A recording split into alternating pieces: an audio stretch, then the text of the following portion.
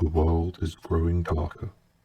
Long shadows draw in over forest and vale, chilling the heart of places once cheerful.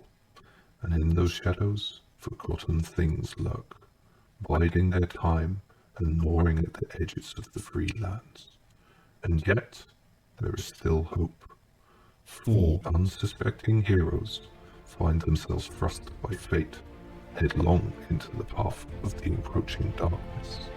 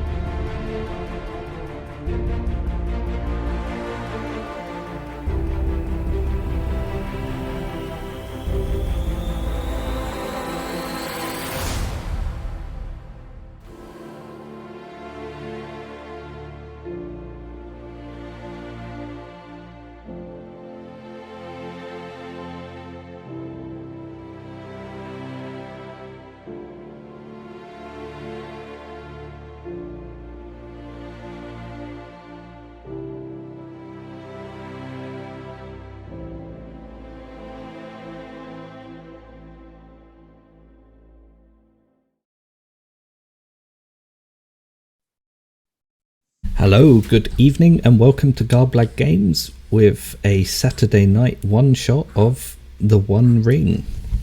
As you can see, I brought 4 lovely players along, and I will let them introduce themselves and their characters, starting with Leon, who is that way. Hi, I'm Leon, and I am playing Bill Appledore, a man of Bree, about 19 years old. I'm incredibly enthusiastic. Not class, I've already forgotten the name of that. I'm a captain, so I try to inspire other people with my presence, and I just kind of want everyone to band together, and we can all overcome the darkness. We all just pull through with lots of optimism and naivety. Roger, tell us about your character. Hi, I'm Roger, and I will be playing Hugo Burrows, the Hobbit treasure hunter.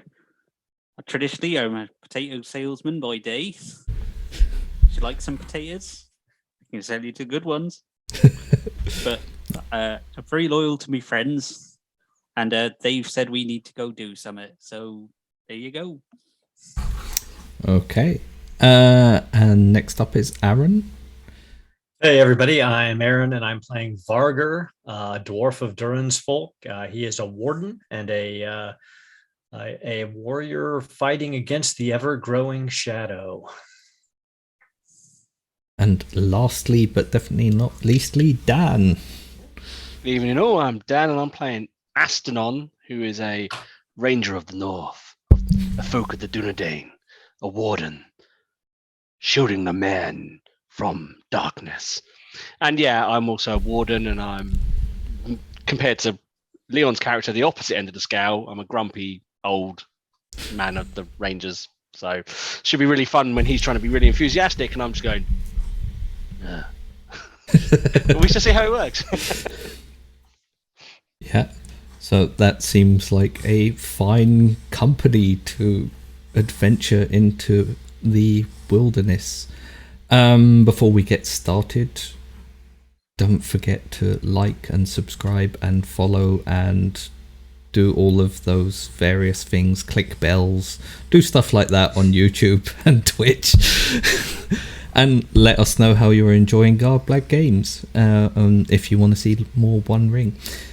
But maybe watch it first. Okay, we'll jump right in.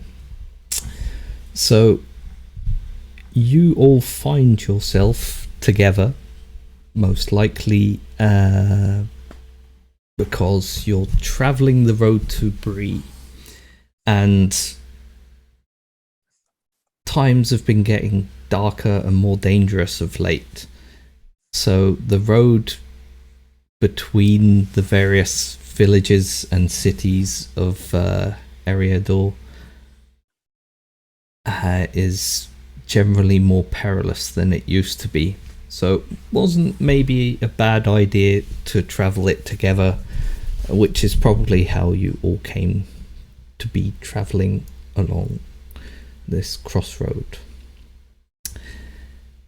The road itself today is particularly quiet, and more unnervingly, there's a small forest off to your left that has suddenly fallen very silent.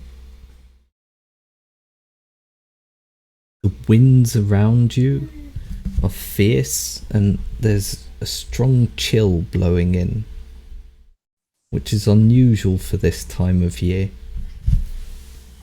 And every now and again, as you're walking or riding, you get the impression that you spotted a shadow or something similar off to the side along the forest's edge. Varger's eyes are darting around. Can he do a scan check to see if he sees anything? Yeah. So for everyone at home, we're going to be rolling dice at home, so we'll tell you the results. But basically, with the one ring system, you have a feat dice, which is a d12 that you always roll, and then a number of skill dice based on your skill in, for instance, scan, which is a wisdom. No. Right, so he's got 3 dice in scan. It's not a favored skill, so he's just rolling 1 feat die. And I get a total of 4 on the feat die and a total of 16 on my skill dice for a total of 20, which exceeds my TN of 16. Yeah. So every player has a target number for each of the 3 major attributes: strength, heart, and wits. And basically the base is 20, lowered by whatever your attribute rating is. So in this case, you've passed that. And you're pretty certain there's something out there, but it's very quiet. There are shadows flitting about quite far into the forest as well. It's almost like you're just picking up on movement deep in the forest because it's so silent and so quiet today. Well, so why the birds aren't singing? I'll sing us a little tune, and I will start singing. Keep our hopes up. Varger looks over to Astanon. He gives him that look that says, "We're not out here alone." And you see him pull his helmet off his side and put it on his head and loosen his shield. Astanon doesn't change his pace. He's got his hood up, and, generally looking kind of grumpy and miserable, but taller than everybody else because he's a man of the Dunedain. And is there any tracks on the road or on the grass nearby and stuff like that? You can have a look. Make an awareness check. And because I'm looking for tracks, can I get a bonus die from my hunter skill? You can. Cool. Bear with me 2 seconds. Still joins in singing with Hugo. So I got a total of 22, which clears my TN of 13. Yeah. And some good rolls to start off with. All of the tracks you can see around you are mostly on the road or very near the road, and are very much the kind of thing that you'd expect to notice. But Astanon, you're the first person to become aware of, like, you hear a sudden crack in the forest, and then quite rapid stomping. Something is coming towards you at a very fast speed. So of course I turn to Varga first because he's already prepared. Something's coming through the woods. I can hear it stomping. It's making large cries in the background. I'm also trying to tell him this over the singing of the Hobbit and now the Man of Bree, who Astanon now just thinks, you're on a road. You're just attracting attention by singing. Great, congratulations. So, and then he turns to the two singers. It's, quiet, something's coming. Oh, what is it? Is it a chicken? Goes great with some taters. A ragged figure wrapped in travelling leathers bursts out of the bushes and trees right in front of you. And he sort of spots you and starts stumbling straight on towards you before slowly falling over. Doesn't look like no chicken. Go over to try and grab their arm, and I can stop them stumbling. Yeah. Are you okay? As Bill grabs hold of what is clearly a very loud and screaming dwarf, you notice that he's actually got a bunch of black, wicked-looking arrows stuck in his back. I'm going to assume they're orcish arrows. They're maybe not quite as crude as orcish arrows, but can I do a lore check to see if I know what the kind of arrows they are? Yeah. Okay, just bear with While me. he's looking at the arrows, can I see if I can patch him up a bit? So I got 17 overall, and that my TN was 16, so I pass. Good job. You're not quite certain exactly who they belong to, but they look very much like the kind of arrows made by the men, the people of, the kind of people who serve or who served the dark forces in days of old, rather than orcs. So men who have come down from the old kingdom of Angmar. Yeah, something to that extent, probably. Borrow one out. Hugo, Try and help him. as I don't know you anything sort about of healing arts. try and Master Burrows? help him, he grabs hold of both you and Bill, and he looks at you, and before his eyes shut, he goes, "Be salvation or dark doom, I find myself without vigour left to do anything but accept my fate." And he slumps forwards onto the ground, save for you holding him up. Yeah. Is There's he some- still breathing? There's some ragged breath coming from beneath his big bushy beard. Can I try and help? You can. Sorry, so I roll a number of dice equal to my skill level, and then Yeah, so you roll a feat dice, which is a d12. And another important thing about that is if you roll an 11, it's an Eye of Sauron. And if you roll a 12, it's a Gandalf and you automatically pass. 11 counts as 0. Yeah, 11 counts as 0. I got an 8. Okay, and what is I your could have target number? It's probably higher than 8. It's 14. Yeah. Did you roll your d6s with that? Was it 8 in total? Your feat dice plus your d6s? Yeah, my skill level's 1, so I'm assuming I roll. All right, 1d6. you roll 1d6, yeah. Yeah. I put a plaster on him. No, you look at the wounds and the arrows stuck in him, and you daren't pull them out. You're pretty certain he needs quite serious healing arts Okay. that So are Astanon, not available within the road or on the road. Well, dear, I think he's unless- me, I'm afraid. unless Astanon, seeing obviously this hobbit fumble around with arrows, quickly intercepts, and he's going to attempt to at least stabilize because it looks pretty awful. But he's going to attempt to stabilize, and Varder will pull out his healer's kit and hand it over to Astanon and say, "Here, this may be able to help you." And that gives you a +1 die. it does indeed. Very nice. Let's drop that one. So I got 25, and my target number was 16. Okay.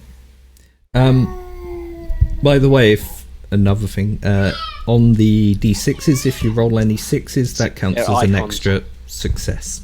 Yeah, that's why So, I had the extra yeah. success. I had 24 Okay. plus the icon. Yeah. Okay. So you managed to quite fairly stabilize him. You Chew pull up some the king's foil and you pull the arrows out carefully, and then pack the wound with healing herbs and wrap it around him. He's stabilized for now, but he's probably gonna need a lot of bed rest. Put him over my horse, and we can bring him into Bree that way. Astanon hands back Varga's herbs. Thank you, Varga. My pleasure, friend. Vargar's a very young dwarf. He's only 50 years old, and he's not as grim and grizzled as our ranger from the north. Okay. And Sorry, toss the door. where are you going to bring your newly found injured dwarf? We're on the path to Bree, right? Yep. Then I suggest we continue to Bree. We should move swiftly. These arrows, they're from the men of Angmar, serving the Dark Lords. We need to What move. now?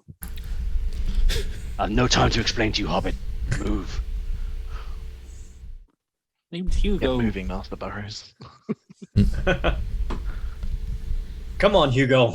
He's right. We need to make haste. You are also vaguely aware of, like, it's still fairly silent in the forest, but there's some rustling about as well. So Vargar's keeping one eye on the forest. He's got his shield on his arm, and his dwarf broadsword in his other hand, just in case. He's tied up his pony behind the horse, so it's just going to follow the horse in. Yeah. Rastanon, is it okay for us to sing again? Absolutely not. Start singing. It's not because he doesn't want them to, because he thinks they're going to draw him in. Because whoever's following us is now following us. It's more the fact he just doesn't want them to sing. I'm singing anyway. Seems- Nervous under the breath, see? The road goes on. After I sing very well. a further tense hour, you find yourself before the palisade in front of Bree and the wooden gate. It's still open at this time of day, so you can just walk in. Wave to the And guards. yeah, they look at you kind of suspiciously as you pass by with a dwarf howling hung over the side. He's It's probably great, not I amazed by managed- howling. I managed to get special sound effects for this game somehow. Most of it's going to be screeching apparently, but there you go. Sorry for that, everyone. Yeah. Guard. Have you seen the healer? Guessing there's going to be one in Bree. There's something akin to a local healer there, but yeah, you're gonna need to find somewhere to put your injured dwarf before you for the healer to have a look at him, somewhere where he can lie down. Perhaps we should take him to the inn. Aye. It's nice and warm in there, and they've got pines. You make a very good persuasive argument, Hugo. Besides, I've got to deliver these taters. What do you say, Astanon? Fine. Make it quick. Yep, wake up, you can tell us more about who shot him.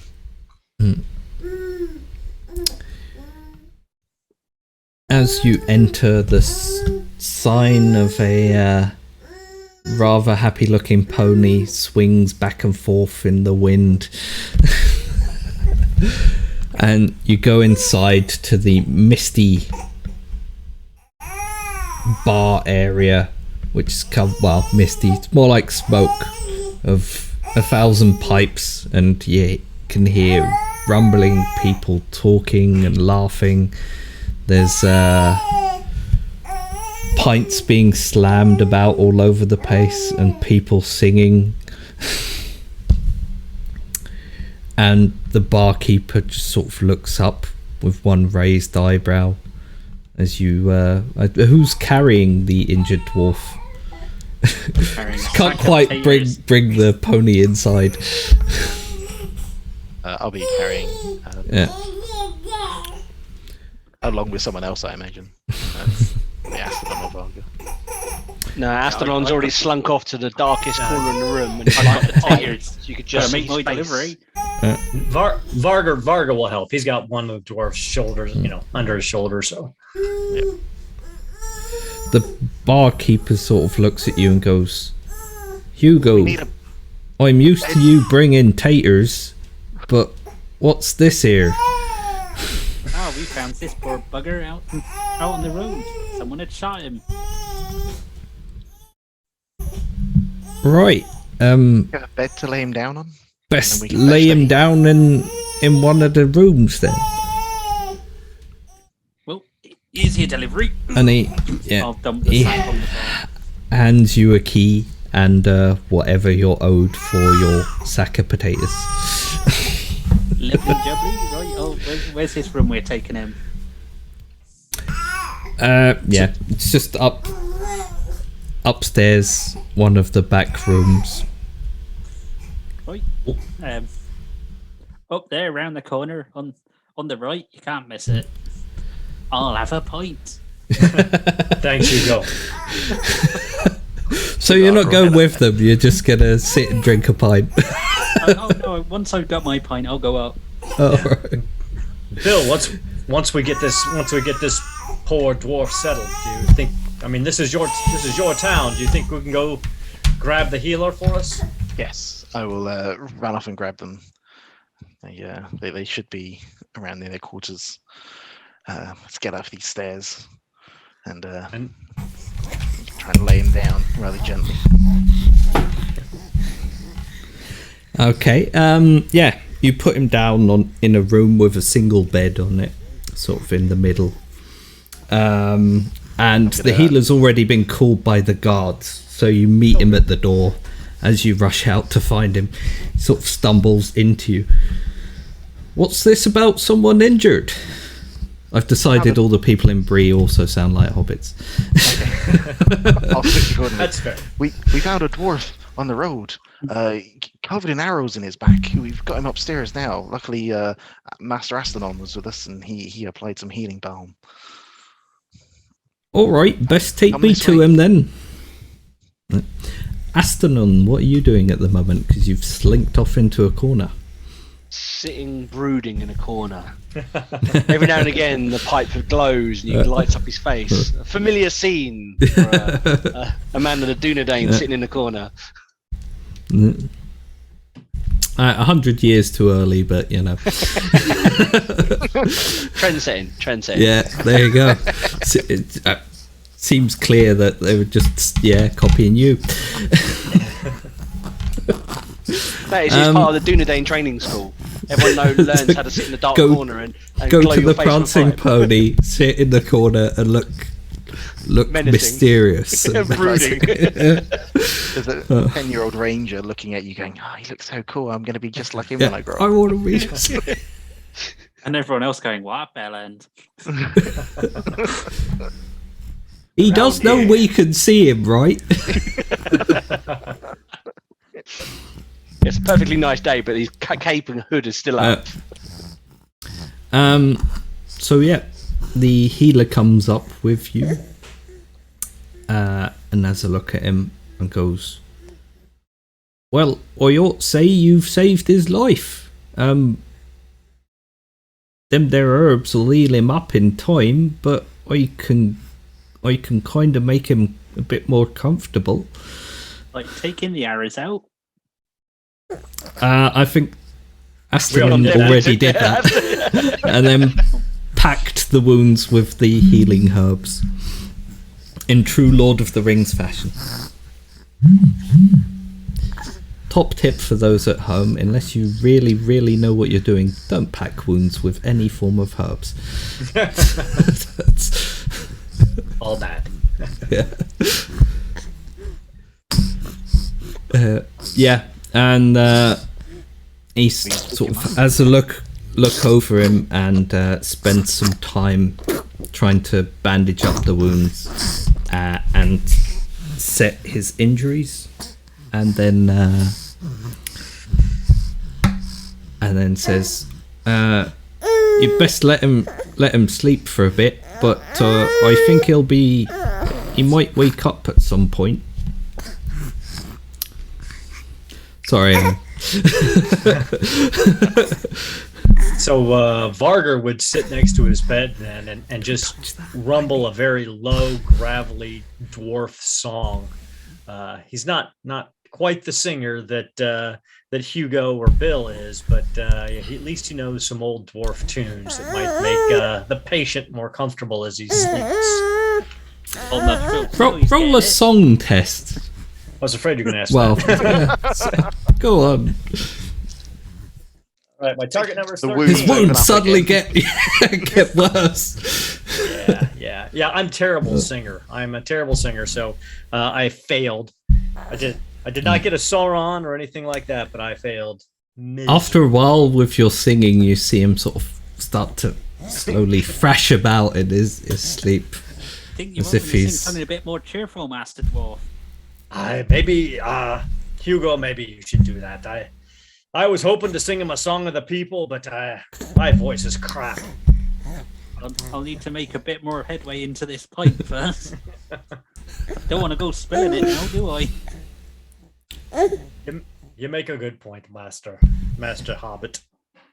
Hang on, I'll put it down and then I'll sing him a jaunty tune. Astanon, while you're sat there, can you roll an awareness test? This I can do for you. Oh, do. Take those out. Add that. And a roll. Oh, I rolled a 12 on my Nice. fate dice. So it automatically passed, even though I actually rolled a 14 overall. 2 1s and a 12. Okay. Well, the 12 is the important part. You spot someone moving through the pub area, kind of. He tries to grab a drink quickly to look as unsuspicious as possible, but from the moment he walked in, he was looking around rather nervously. Once he downs his drink, he sort of kind of makes his way very nervously and very unaware of you towards the stairway. I am going to let him start to move up the stairway and I'm going to stealthily follow. And I take it you want me to roll a stealth roll? Oh, yeah, I'll let you roll stealth for that as well. I mean, I've got mad skills in stealth, so it's alright. Suddenly, Sauron. Yeah. No, I got on my 2 fate die. I got an 11 and a 12. I think I'm going to get rid of the 11 and keep the 12. Yeah, probably.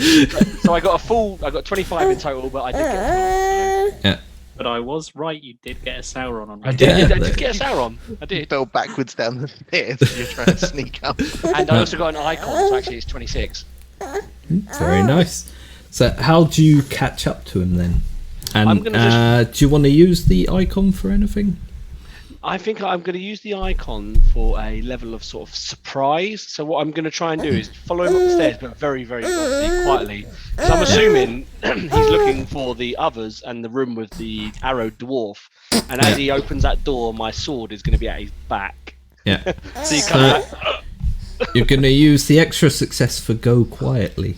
Yes. Even though you're already going quietly, you go extra quietly, and your sword just Comes out. It's silently pulls out with a fairly fluid motion and just goes up to his neck and around, and he sees metal come across and goes, "Oh dear."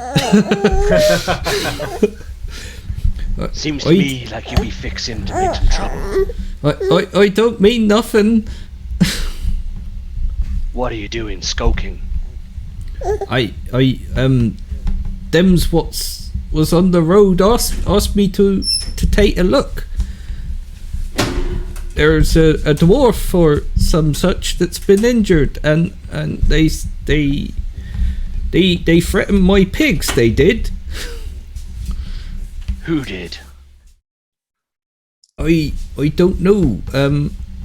Dark folk. They were hooded and clad completely in black. Are they at your farmstead now? I hope not, but probably. Are you due to meet them and inform them of your information?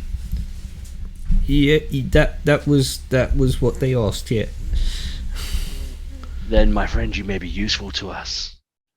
Walk forward. And he pushes him towards the room with the dwarf in, and then obviously the other 4 companions. Okay. Yeah. So you step into to the room with this poor man of Bree who's been coerced into coming and having a look. Astron doesn't care about that. He come in and cause trouble. I caught this one skulking through. He was heading this way, and he says he's been sent by those who injured the dwarf. Let's stop singing at that. You what? Master Hobbit, I always find you singing. It's very troubling.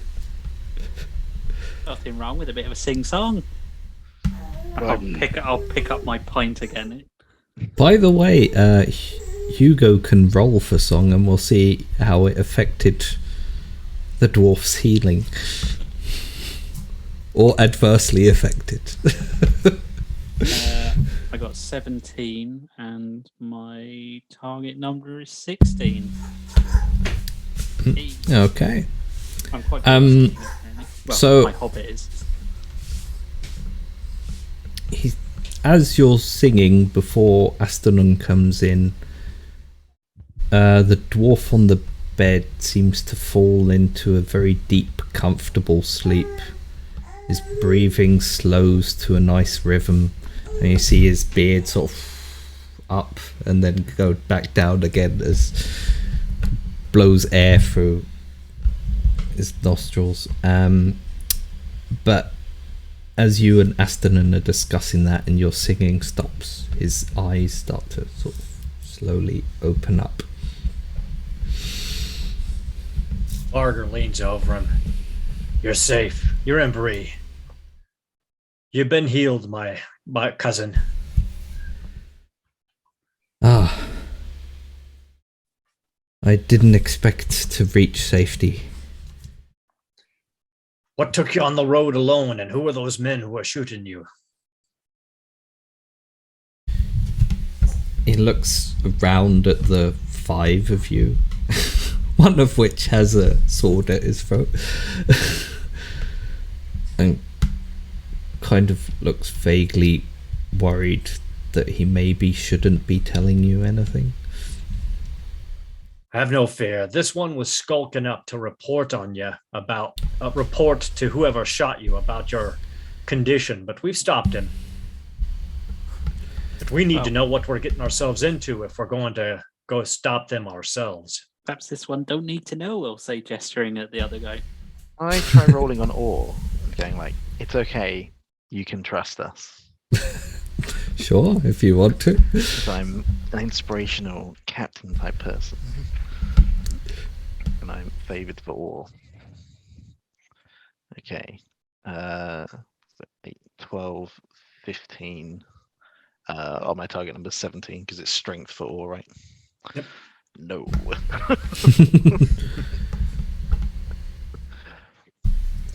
as you say that, to he strike sort anymore. of looks at you and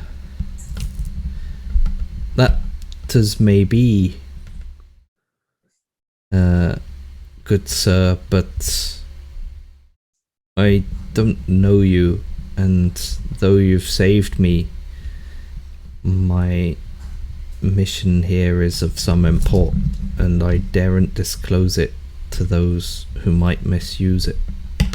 What you look like you need is some right good taters. What I can do is cook them up. It's my pa's recipe. You'll love them. Make you feel right better. Master Hobbit, what he needs is for me to put the arrows back in him. That's not very nice now, is it? Well, I could have left him in him. Astanon, he's a cousin. He's a dwarf.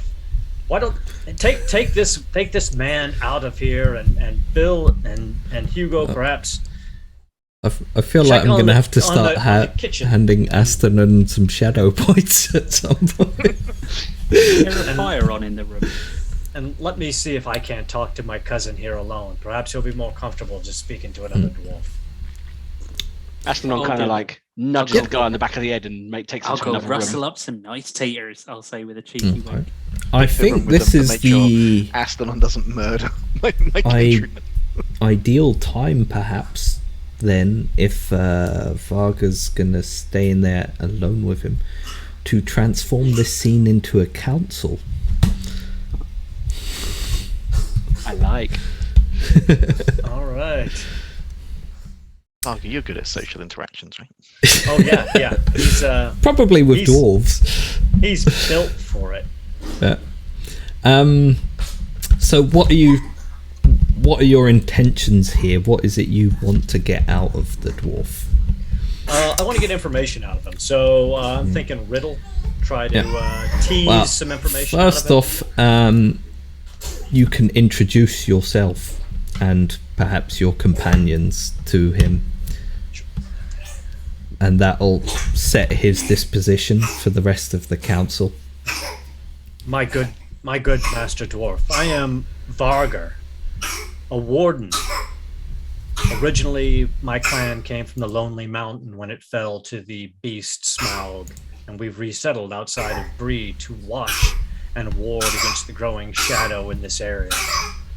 My companions, Astanon, himself a warden against the shadows, who I've known for most of my life.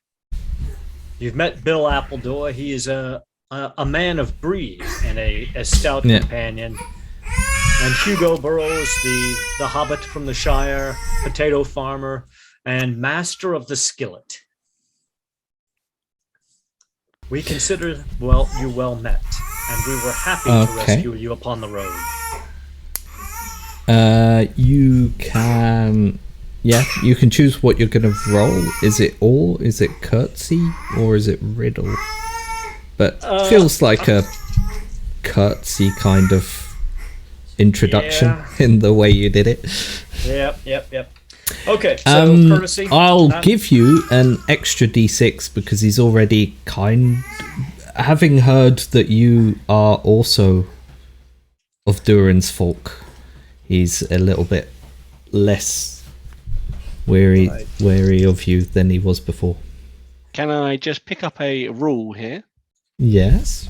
We should have at this point set a level to which the man is the dwarf is resistant. So he is either reluctant. Sorry, let me scroll back up to it. So he's either reasonable request. It's a reasonable request what we're asking him. So it's a level of 3. Yeah. It's open. So it's it's level of 6. It's a bold request, or it's an outrageous request. Yeah, that sets but at this point, you're doing the introduction, so that gives you bonuses towards the resistance in the actual interaction. I jumped in too early.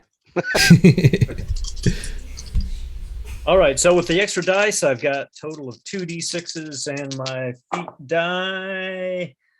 Okay, I got a 12 on the feat die. So I think that's an automatic success. Yeah. So basically, he is going to be, under reasonable request, a resistance of 3. And let me see. Do you have anything? Yeah. Don't think we'll really use the whole time limit set to it because, like, he's just lying in bed. It's not like he's going to go anywhere. But, yeah, you've convinced him that you can probably be trusted. So now would be the time. He introduces himself as Haina, son of Lothar, and courier and tracker for foreign Oakenshield.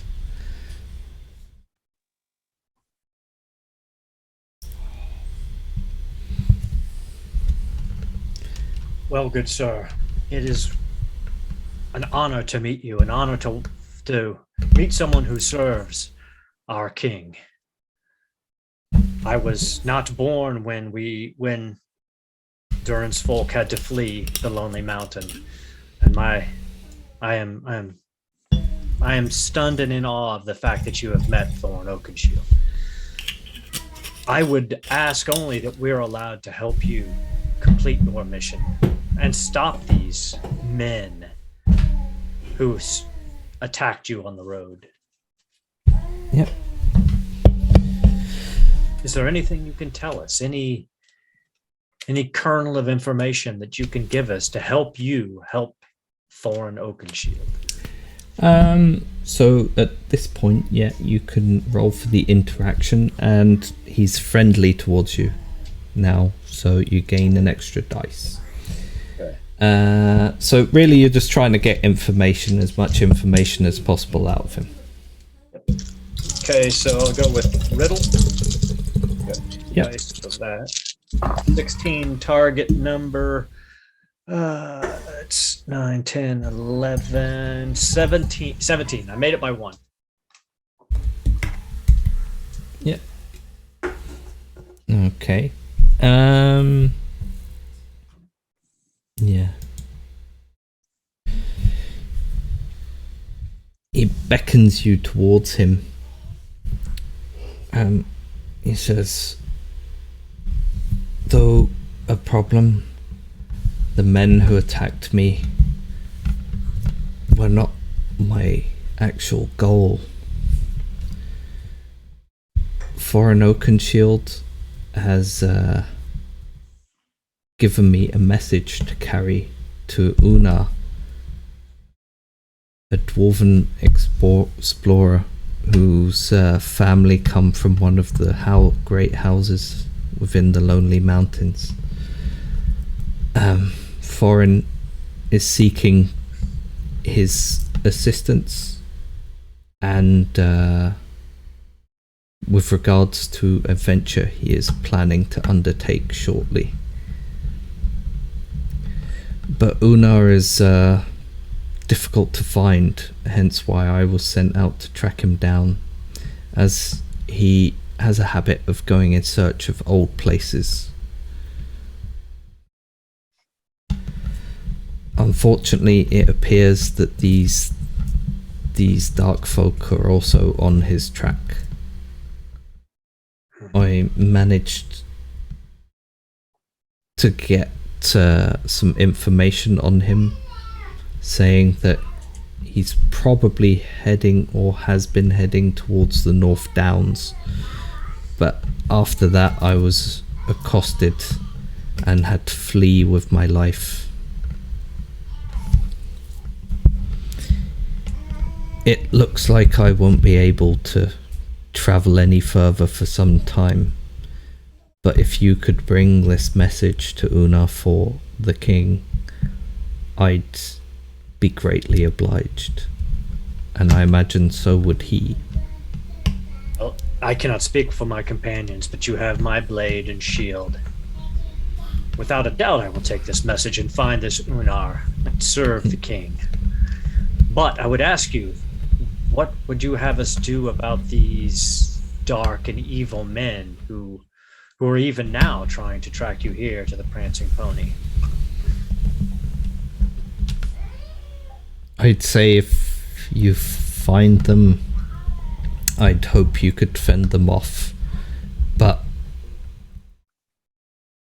I hope that you never come across them. And in general, as long as the message reaches its intended recipient, my life in that matter is less important. Then that is what we will do. I will carry this message. Hands you a crumpled piece of paper that's still sealed with the seal of Foreign Oakenshield stamped into it. Varger holds that with some reverence and then reaches up under his armor and sticks it someplace safe. And he was like, "We'll send those men on a merry chase to South Downs as we head north." I'm much obliged to you, sir, and I will remember this that you have done for me. I hope to meet you again on better circumstances, my friend. At that point, his eyes start to close and he falls back asleep. His beard billows out again as he starts snoring loudly. So Varger will walk out and shut the door, shaking his head, and look to Astanon and the man he's holding. The wounds were too great. He's expired. But he passed his message on to me. We must make haste for South Downs. Let this man go. It's of no consequences. If we make speed now, we'll stay far ahead of those men. Fine. It's your lucky day. He shoves him off. Do you use any kind of interaction, Varga, to convey that you're trying to trick him or give him false information? Yeah, I'm trying to think what the best skill for that is. Would it be riddle? Or probably, yeah, because okay. Or yeah. Well, persuade would be if you're trying to convince him, but you also kind of have to put the information across to the rest of the team that this is what you're trying to do. Otherwise, yeah, I'll try. I think riddle works. Yeah. Okay. Yeah. I will now. I can spend a point of hope, can't I, to get an extra dice? Yes. Yep, before you roll. Yeah. Everyone does have a reroll, non-anomaly, very kind. Ooh. All of us. Thank you, non-anomaly. Oh, so including me. Oh, that's gonna be fun. So I will spend 1 point of hope to get myself an extra die, because I really want this guy to believe this. Oh, and it's a good thing that I did. Okay, 12, 17, 19, and my target number is 16. I only had a 2 on my D12. So the rest of you have known Varga long enough. I did get 2 sixes. 2 successes. On the, right. Do you want to spend that for anything in particular? You can. Well, you don't need to cancel a failure. Score an additional success. Gain insight. Go quietly. Make haste. Widen influence. Don't know if there's. I think maybe there. not maybe gain insight to try to make sure that this guy caught on to what I was saying and that he's going to, that he heard me say South Downs. Yeah. And that everybody else kind of realizes that I'm sending him someplace wrong. The moment you say South Downs, his eyes sort of widen slightly, like, oh, I shouldn't have heard this. Am I going to get out of this alive? Kind of thing. And the rest of you have known Varga long enough that by the way he's standing and speaking, and the fact that he's just openly exclaiming this to the wider area, you get a sense that he has a more cunning plan here. Go on then, pig farmer. Get out of here. Thank you, sirs. I hope not to see you again. And he sort of scurries off down the stairs, half slipping, half falling, half stumbling, and rushing out. So Varga would turn to Astanon immediately and go, he was a courier from Foreign Oakenshield. He's looking for a dwarf explorer named Unar somewhere near North Downs. I've got the message on me. We must make haste. Does he not want any of these taters first? They're right tasty. Bring him on the road with us if you're accompanying us, Hugo. I'm holding a frying pan. Grab a chip out of the frying pan. Should I do a craft roll to see how good these chips look? If you really want to give everyone chips, yeah, sure. It seems like the kind of roll you should probably use your re-roll for if you fail, though. I mean, just a suggestion. Yeah, well, I'm actually going to have to. My strength was not very good. Varga and Astanon, I greatly appreciate being able to join you. I got a 12 on my... Yeah, I did use my reroll, but I got a 12 on my then thingy dice. Although I They're just passed beautiful anyway. chips, aren't they? Just gonna bite They're into it. fantastic chips. So good. Even the grumpy Astanon, you almost think you see a slight smile on his face for a split second as he eats one of these chips. And it's gonna Varga be is like, fast. and you made some for the rest of you? Because this should do me just fine, Hugo. Thanks. And he goes to grab handfuls of chips. Jab at your fingers with the fork if you take too many. Don't get up. Fair enough. And Bill, I would appreciate your assistance on the road. Yeah, the letter itself becomes this kind of heavy weighted symbol that now lies between you four, that you understand that this is probably one of those situations where you're gonna go out into the wilderness, and from the stories you've heard in times past and the things you've lived if you're a Warden of the North, you know that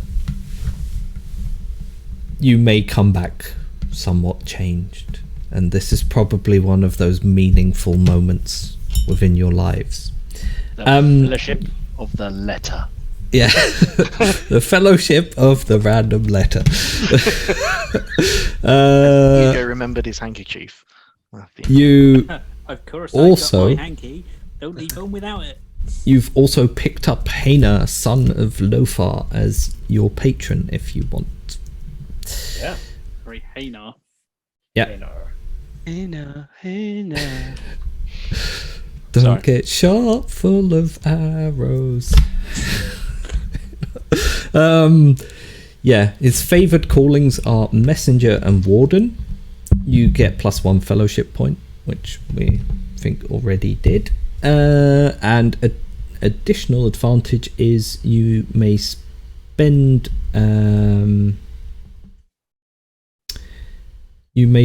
your, what is it, hope, I think? Fellowship. Fellowship, yeah, sorry. You may spend your fellowship to make travel or hunting favoured, if... Nice. And his agenda is to work to restore the glory of the dwarven holds of old. Varga can get behind that, that's for sure.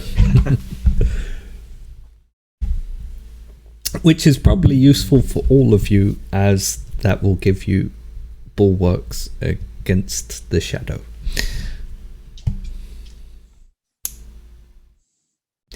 So now, unless there are things you still want to do in Bree to prepare for your travels, we're sort of going to transition to the travelling phase of the adventure. We're ready to go. Varga's ready to go. Yep. Astalon's always ready to travel into the wilderness.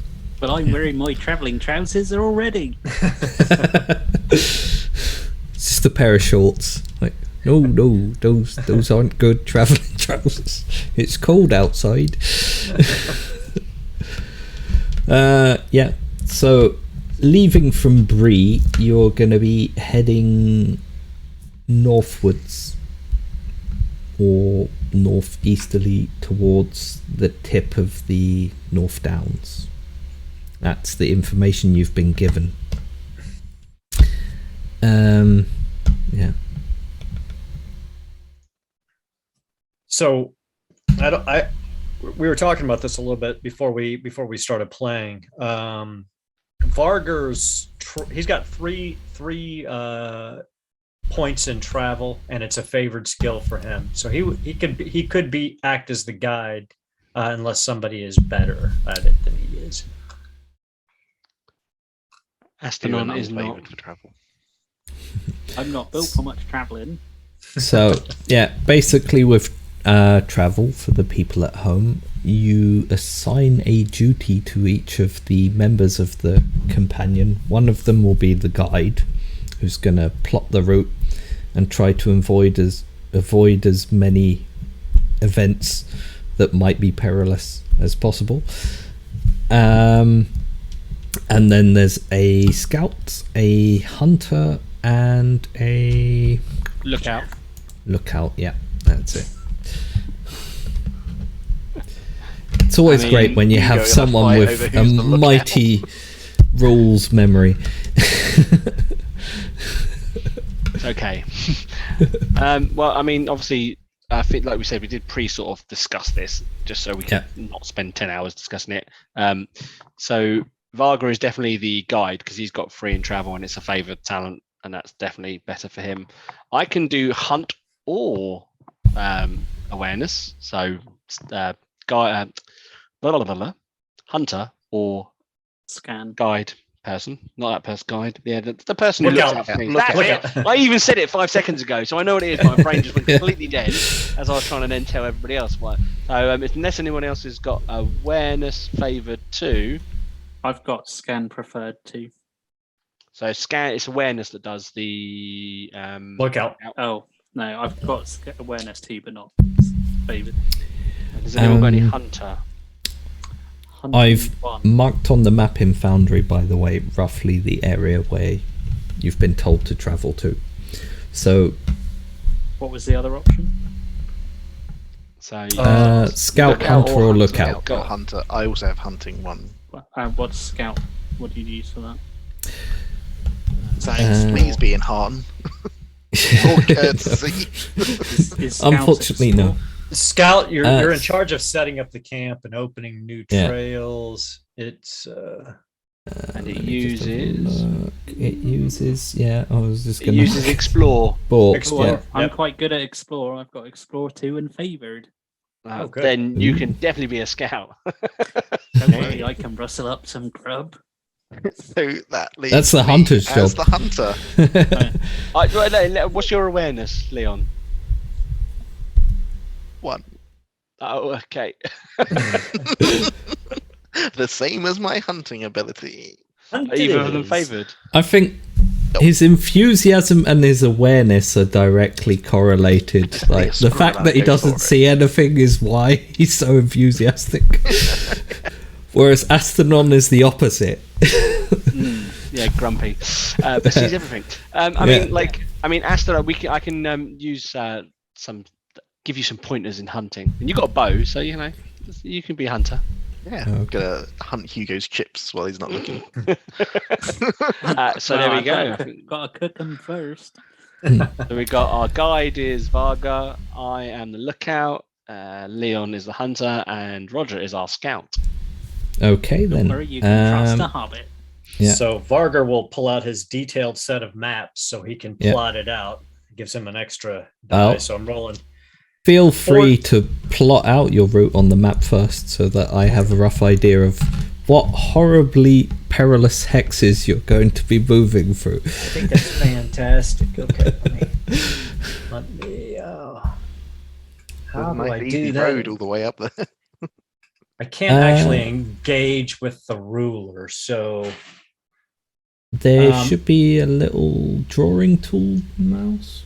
If I not. can't actually access any of the Is it 'cause the game's tools. paused? Is it because Maybe. Oh yeah, probably. There you go. Every time. I did that on Tuesday as well when we were playing Dungeons and Dragons. It's just man,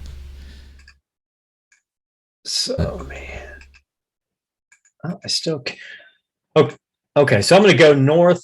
We'll go north along the road to just south of Fort Nos, and then we'll go overland at a direct angle through these two hills over here and through this little wood up there. I don't want to go into Fornost in case they've got somebody looking for us there. Yeah, that sounds like a great idea. So I will, let you. Okay. So my target number for travel is 16. It's favored, and I've got 4 dice. So hopefully. Okay, I got a 5 and a 2 on my feet dice. So I'll take the 5, 10, 16, 19. So I made it. I made it by 3, but no 6s. So. Okay. So what happens is basically if you'd have failed that roll, you get an event between 2 and 1 hexes depending on the season away from you. But now you travel 3 hexes, which is essentially 3 days travel, except if you have horses, which you do, and you're traveling along the road. No horse. Can you run really, really, really fast? I mean, I can do the forced march action, which ups my fatigue, but I mean, I've got good athletics, so I can actually run very fast. But otherwise, it's just 3 days travel. It doesn't make that much difference, but For how fast Gerald can move, he's a bit tubby. Yeah. So My pony. you spend 3 days walking before you actually before you encounter something, which may be a problem.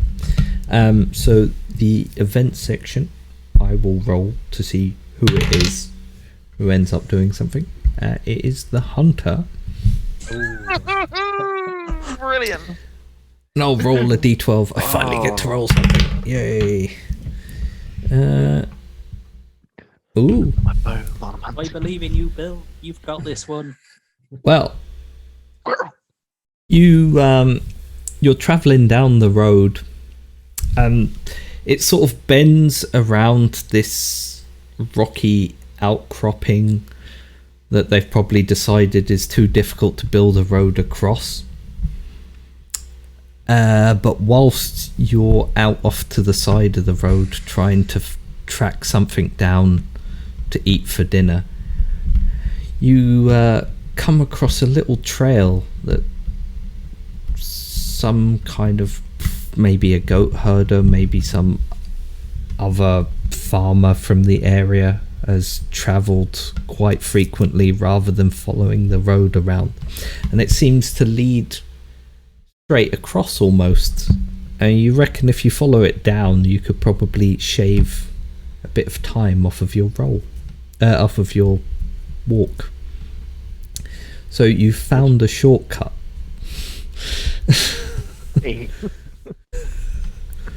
I will report back to the others.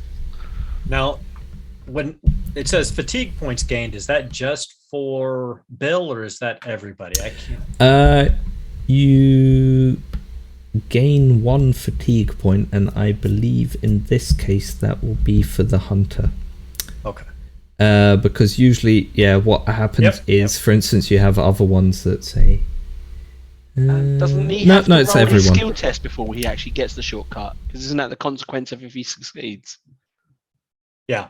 So he has to roll for it. Yeah.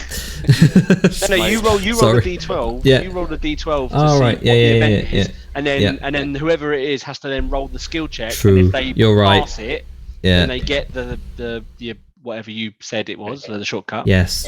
I'm Indeed. rolling on hunting. Roll your hunting. Yeah. Okay, what am I trying to beat? Your Your target TN. number. Number on strength. I'm gonna spend a point of hope. For dice. Someone could help him if they want as well. Yeah, I mean, if Someone he's who's doing hunting, good at hunting. Astonon's trying to teach him a bit about hunting and help him a little Could bit. I have scouted out somewhere good for hunting? Well, basically one person can offer him either 1d6 or 2d6 depending on whether it's favoured, I think.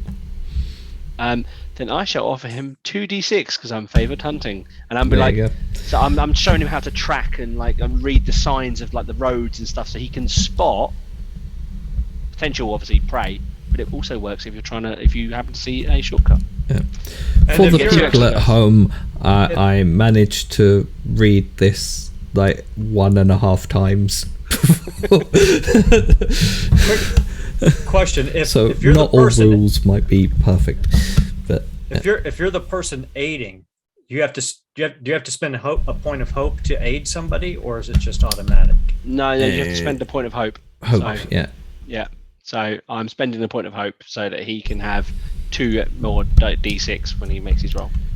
But you're all still very stacked on hope, so I need to Yeah. Target bring number that is down a bit. 17, And with 4d6 and a d12, I got 18. Oh, there you go.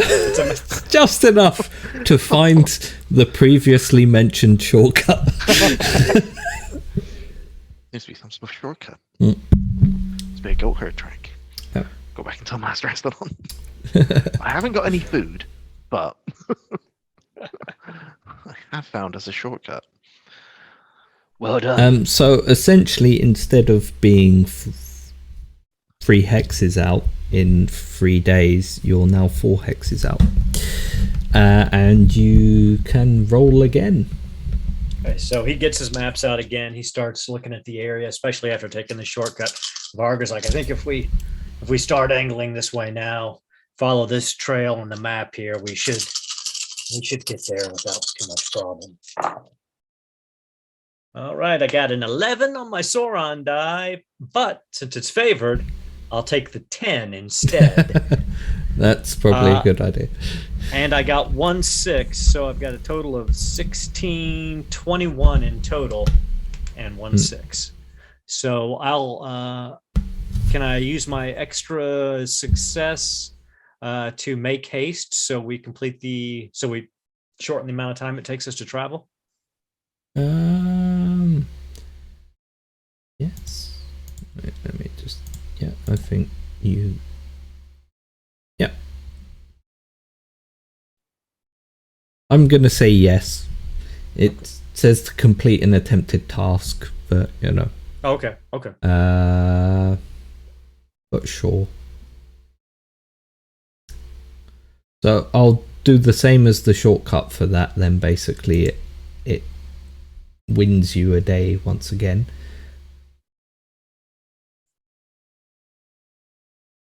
Awesome. Yeah. Okay. So then you're pretty much almost there. But you still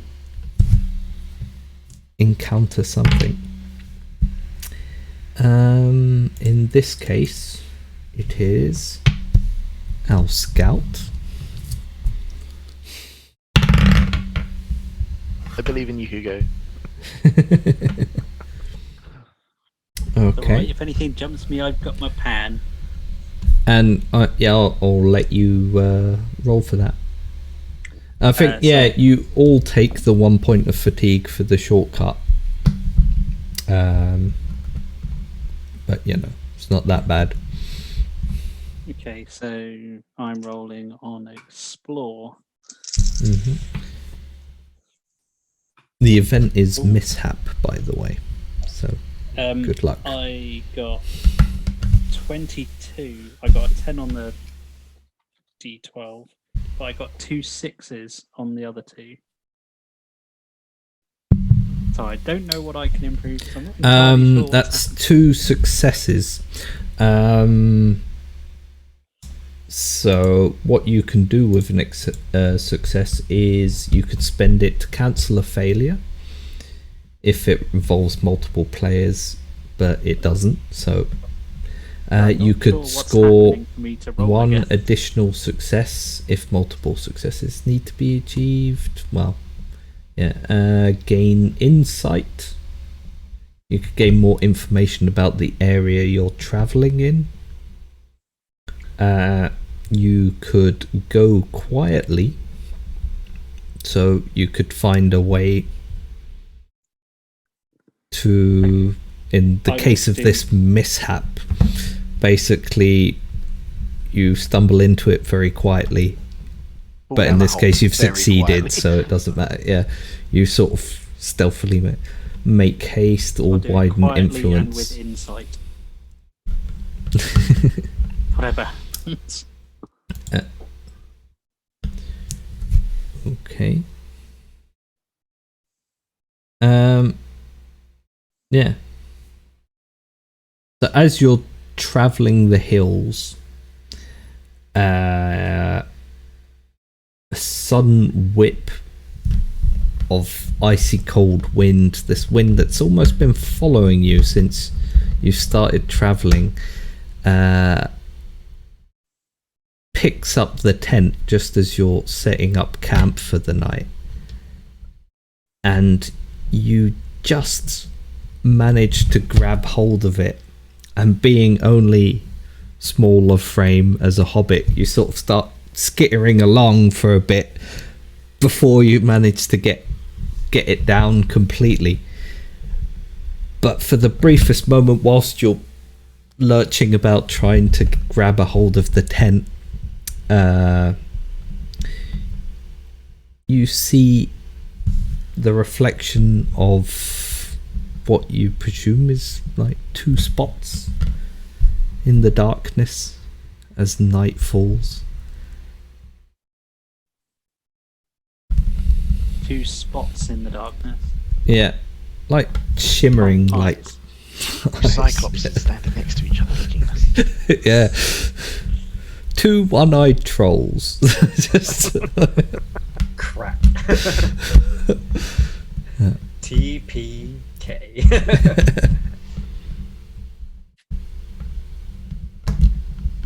Are you all right there, You're Hugo? pretty sure that there's something out there within the hill land kind of following you, or at least nearby watching you. From my insight, can I tell how far away it is? I mean, do the eyes look like they're about 10 feet that way, or do they look like they're in the distance? It was not 10 feet, but it was sort of like just up on the hill line within the rugged terrain that you're now passing through within the Look like shrubs. they're laughing as the hobbit blow away with a They may have looked like they had darker purposes. We're being... I'll walk up to the ranger. I think we're being watched, Mr. Ranger, sir. There's somewhere over there, and I'll kind of, with my back to where I saw the eyes, kind of gesture. Because of this freezing cold wind that has been assaulting you all day, and basically because of the event that you had, you all gain 2 fatigue points as well, by the way.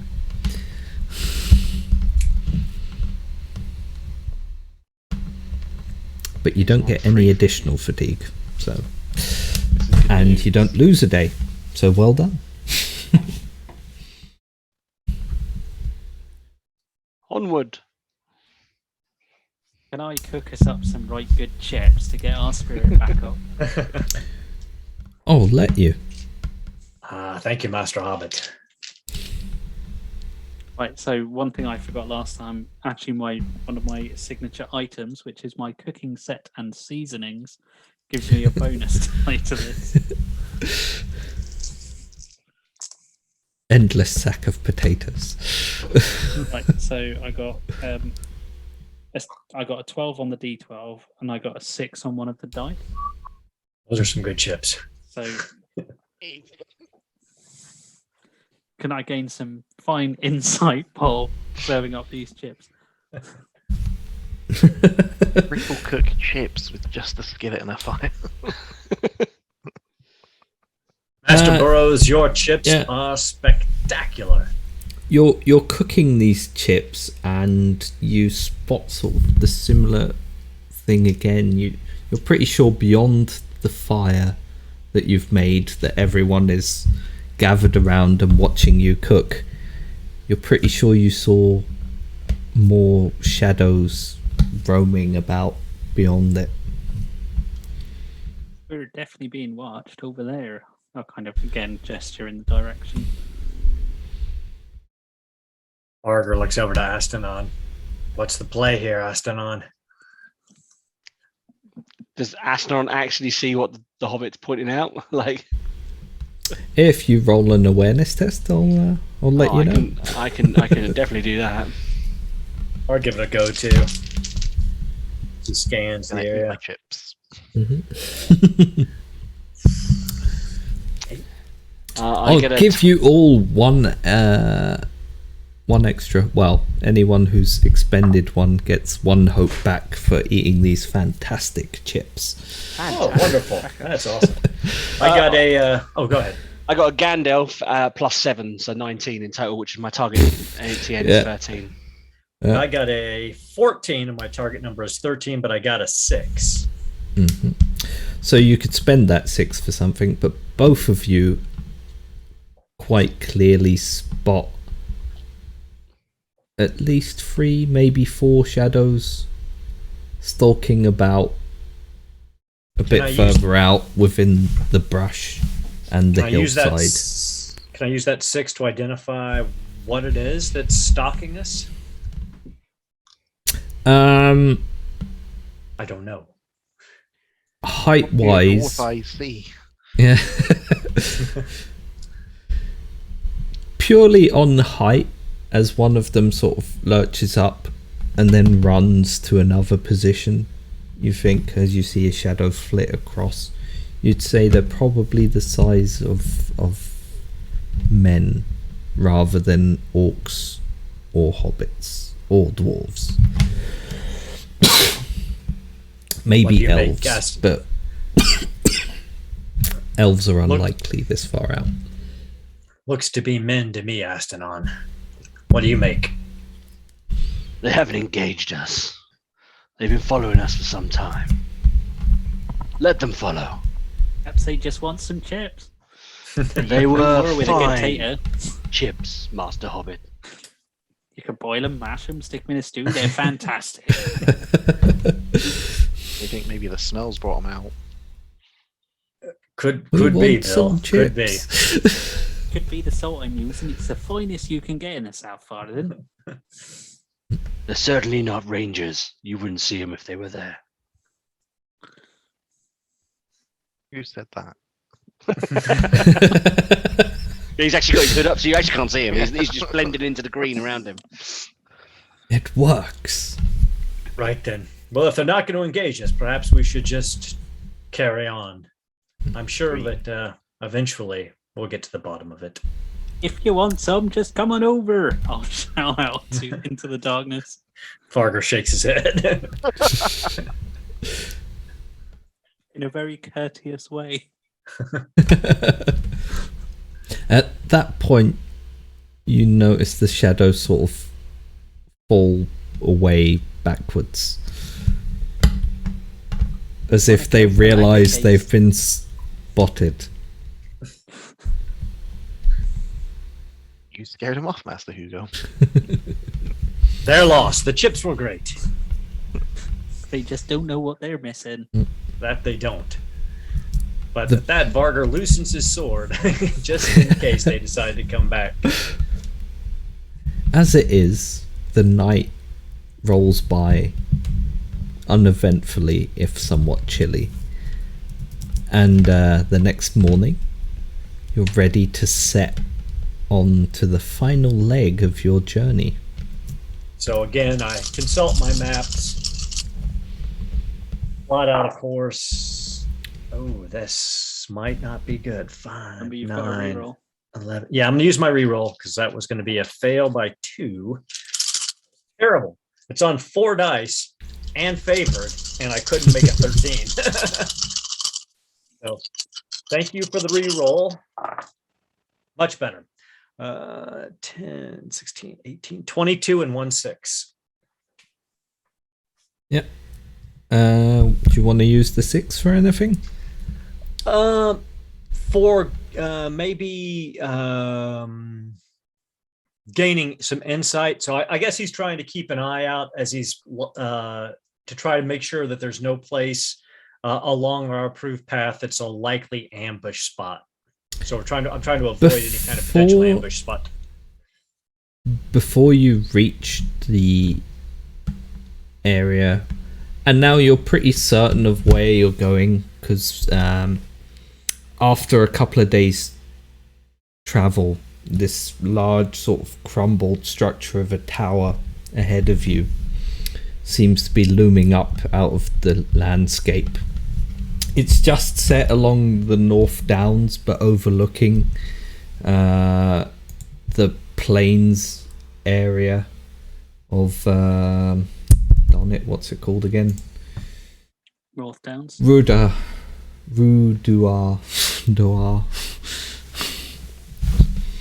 Oh, Radar.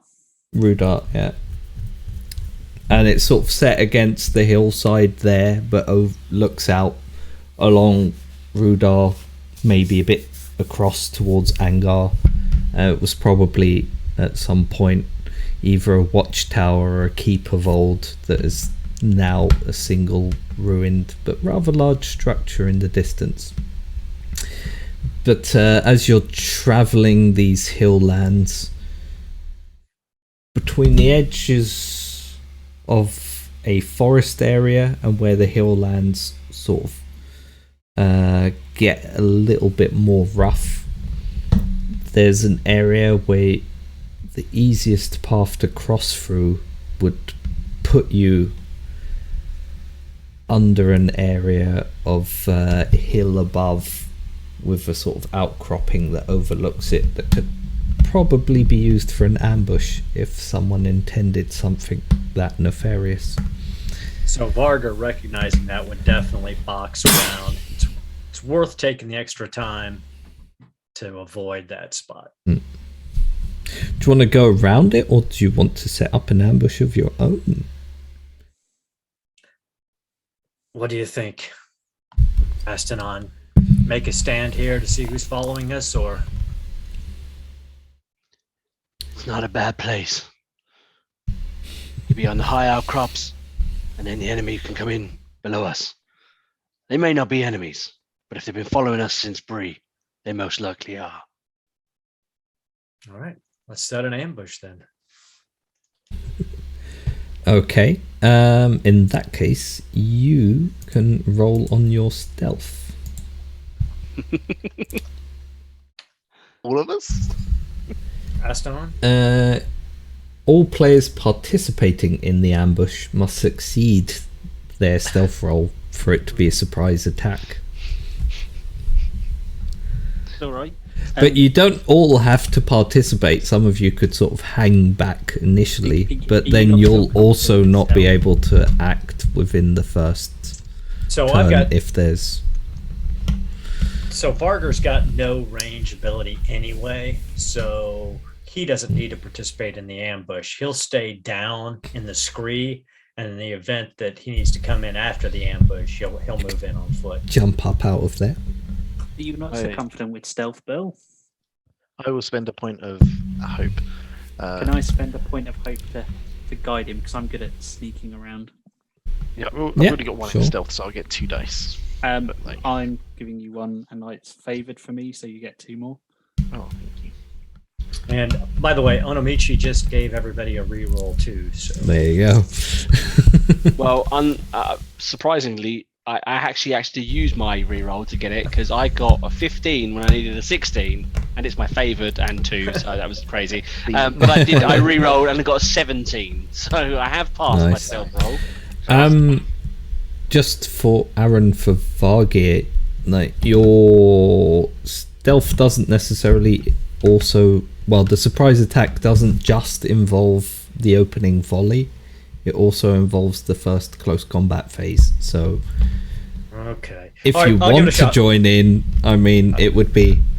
Let's do this. I will spend. I won't say I'm trying to set you all up. I will spend a point of hope to guide Varga to a good position where he won't be seen. Thank you. 2 extra dice. Thank you, because there was actually mechanically no way for me to succeed otherwise. I got 16. So I passed my target number of 13 because I'm quite Mm. witty. But I did get the Eye of Sauron on my D12. So does that just count as 0? Oh, that's a that 0, so you counts fail. as 0. So yeah, you have you only one get reroll. your success dice. That's okay. I got enough I on would my use. D6s then. So I got Did you? 16 Oh, because I had 4 D6s because yeah. Ooh, Hugo fancy. gave me 2 and I had 1 Ah. extra for my hope. So Alright, yeah, I Mike? actually, yeah. I wasn't sure if the Eye of That's the Sauron thing. gave me an And auto fail. no, what happens is if you're miserable, so if your endurance lowers far enough, Yeah. Hope. no hope, yeah. If you're, You say hope, is it miserable. weary then? Weary if you're Yeah. enduring. Yep. Weary if you're, yeah. Then you're 1, But 2, anyway, 3s if your plus hope zeros as well, don't drops low enough, which is miserable, yeah, you're Yeah. right, and weary is endurance, then the 11s count as an auto fail. you? Right. So I got a total. I got a total of 14. I need a 16. However, the only reason I got a 14 is I got a 12 on my feet Ah. dice. Didn't need 12 those 2 of extra new dice. ones. There you go. Didn't need that extra dice. But I do appreciate it. Thank you, sir. So feel free to describe how your company scrambles about to hide themselves in this brushy. I rocky imagine outcropping. like Astonon's probably done this many a time, setting up an ambush for a creature or something in the wild. So it probably feels quite natural for him. He's bow out. He's probably moving into a bit of the outcrop which has some sort of like greenery in it. Cape is up and that because he's got an elven cape which helps him hide. So he's like all of a sudden everyone turns around and they can't actually see Astonon. He guided Varga to his point and then just disappeared. But he's there. You know he's there, but you can't see him. And Vargar is down on at the roadside, but he's cut because Astonon told him how to hide himself. He's basically under brush, and he's pulled brush up around himself, and he's got his shield and his sword out, and he's just down, and he's going to wait till everybody passes, and then Astonon starts the ambush, and then he'll spring. I'm just imagining like a shrub that's just big enough for him to stand behind. Shrubbery. Is that a dwarf hiding in a shrubbery? After guiding Bill, I'll hide very close to Bill because I don't know what's going on. Making Vargas just standing there, just holding Holding 2 a branches pad. in his hands with outstretched hands, just standing very still. I did pass very well, so I'm very well Hmm. hidden. So, as it is, you everything goes silent for a little while, and you're starting to lose hope that there is someone following you, until you pick up 4 figures darting along the terrain, trying their best to hide, but obviously they don't realise you're nearby enough to really put any effort into it. They're wrapped in cloaks, but underneath it you can see the sort of glint of armour, and the armour isn't any make that any man of Bree or hobbit of the Shire is aware of. It leans closer to that of the orcs than that of the usual armor worn by men. Can I use my shadow lore distinctive feature to assure myself that we're dealing with servants of the shadow, so we can deal with them without the risk of developing any shadow ourselves? Basically, to work out if they have hate or resolve. Yes. Yes. Yeah, that seems fair. Yeah, sure. Okay, that's pretty good. That's a 17 over 16, so that's a success. You vaguely hear one of them barking something in a dark tongue that you can't understand, but that you know you don't want to understand. So Vargar's resolve hardens. These men have to be put down as agents of the shadow. And not the cool pulp detective, the shadow, but you know. Just shout out to them. It's Argo, I forgot the line already. The sun is shining. They go back, but the ice is slippery. Yeah, You're So after my frying pan. It's an L, If- you know. your intent is to attack them, you may start off with opening volleys. They are completely unaware of who you are. Well, that you're there. Oh well.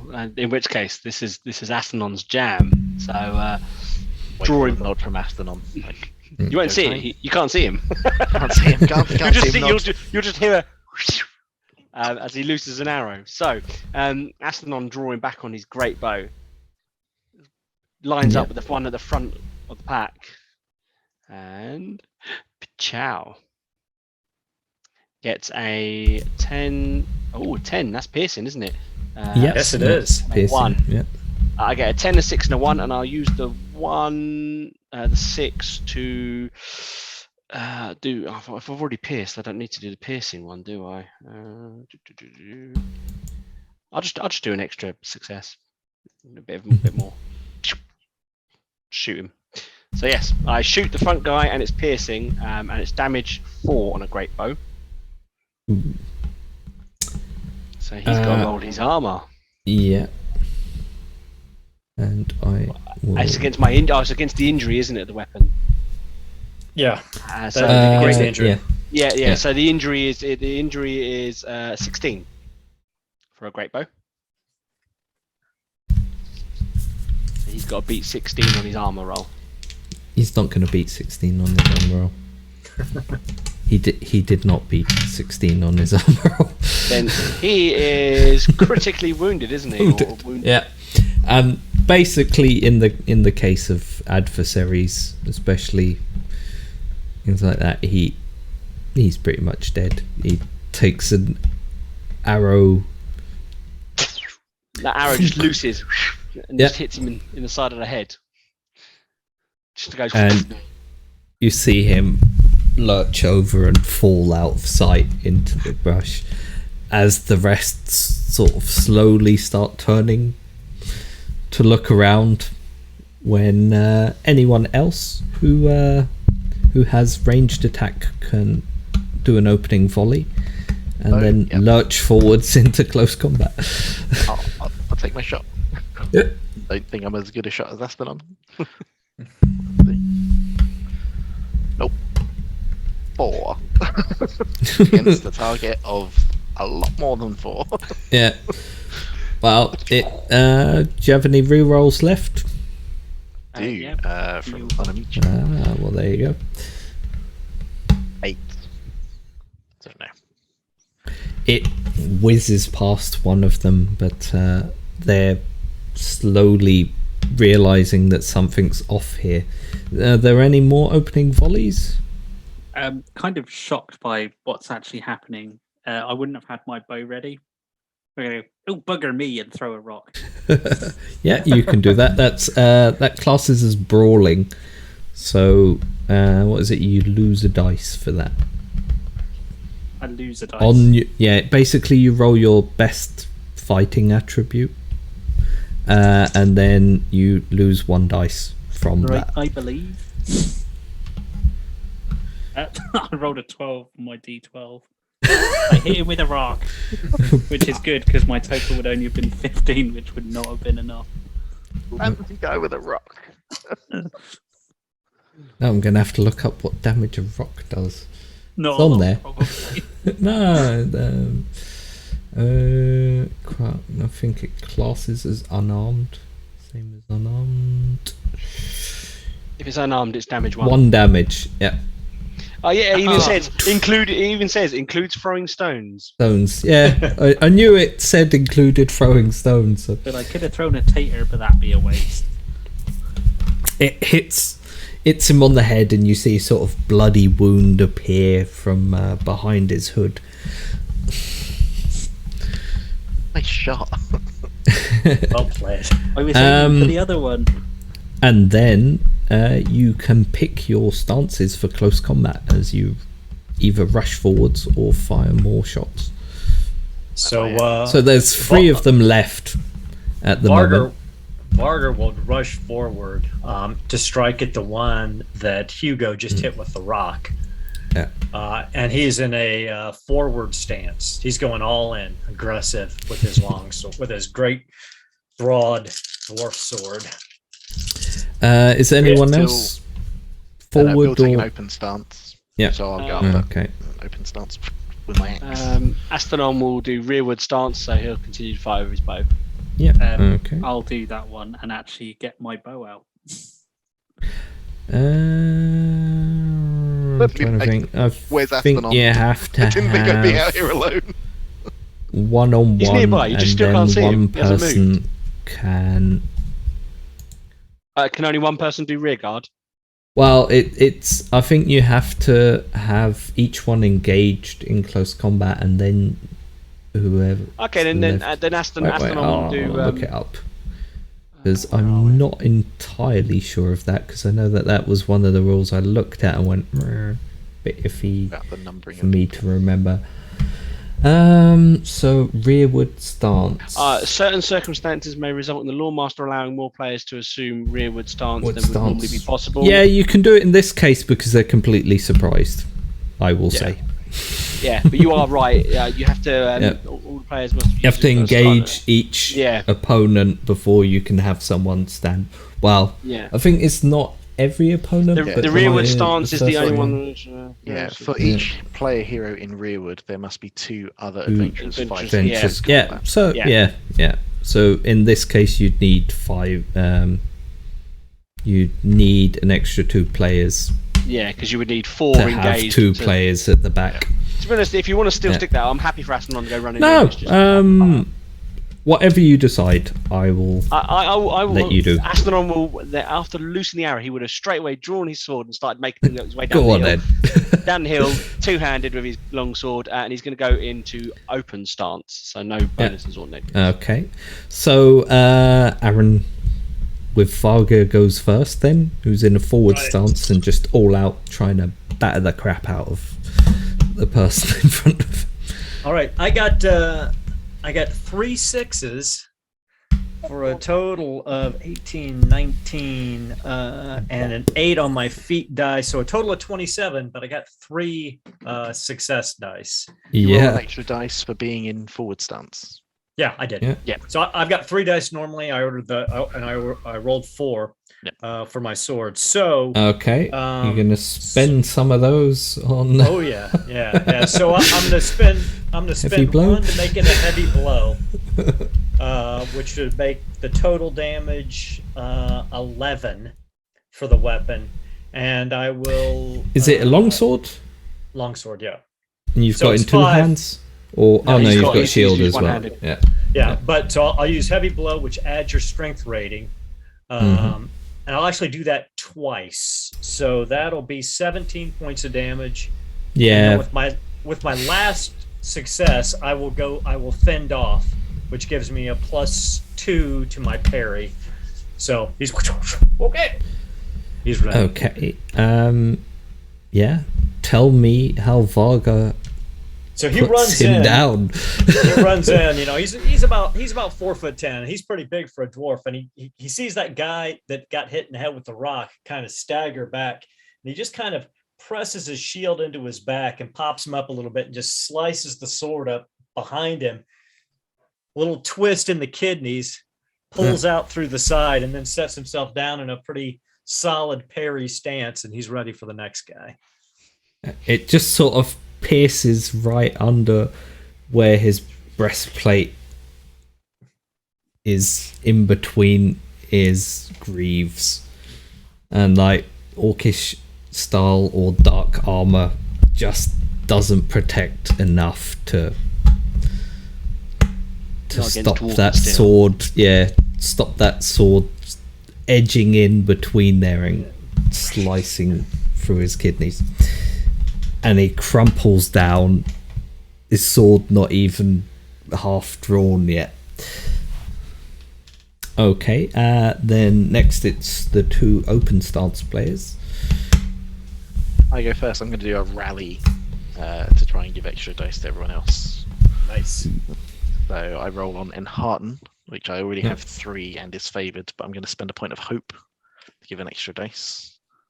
Okay. So, and If I succeed, then the front stance gets an extra dice. But if I get a single success, the dice, then everyone in open gets one, and 2 successes, we all get on the extra dice. I succeeded, but I didn't get any extra successes. So Okay. the next round, Varg will have an extra dice. Yeah. Give them no quarter! You got it, Bill. Aston just shakes his head and is shouting in battle. Like, why are you shouting in battle? You should be cutting people up. Like, Work harder, Varg. What's going You on? got it. As Bill shouts, Aston rushes forwards. yeah, he's coming down the hill, and obviously the guy's like, "Rah!" and he's just going to get underneath and try and bisect him on the midriff. So let's see how that goes. Let's get the dice rolling. My 5. I didn't get any 6s. Come on.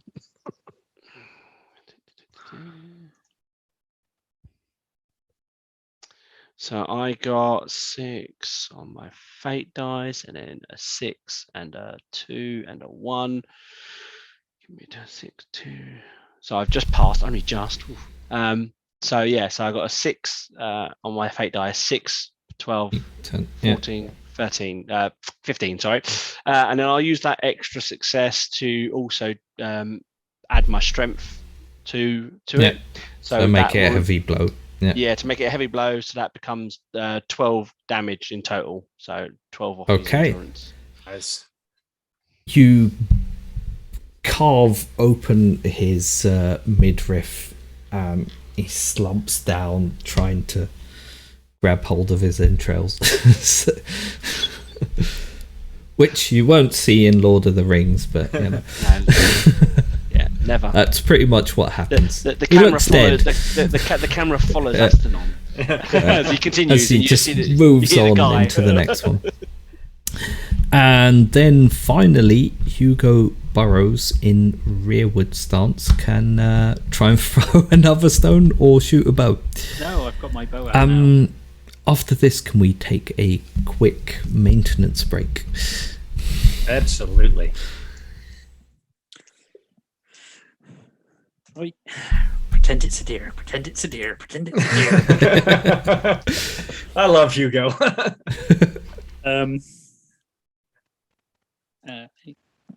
17. I Deer in passed just. question looks very intent on killing your friends, but is still trying to pull his weapon free.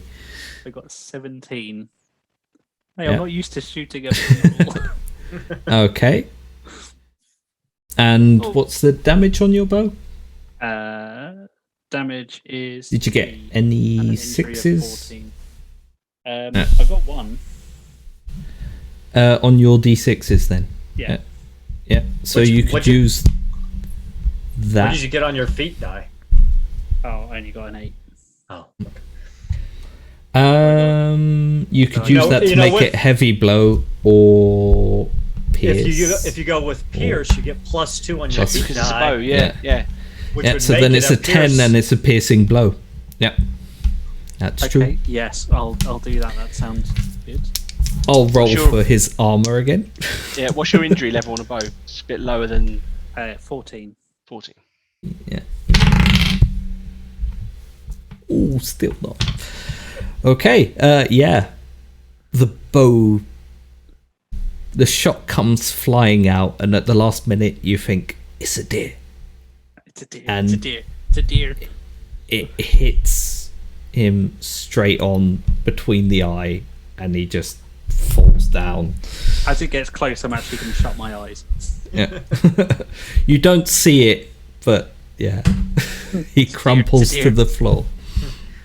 Hugo, that was a great shot. You killed him with one arrow, right between the eyes. You're a man killer as it is. It's a deer. And- It's a deer. Slowly you realize that there's no one else left. That's it. You managed to ambush them quite effectively and put them in the ground before they could even draw their weapons. And these 4 agents of shadow are sort of lying crumpled along the floor. And we'll leave it here briefly for a maintenance break, and we'll be back in about 10 minutes then, if that's okay for everyone. In the meantime, Okay. feel free to keep yourselves amused on the Discord. Yep. And send everyone a bunch more rerolls. See you in a minute. Bye.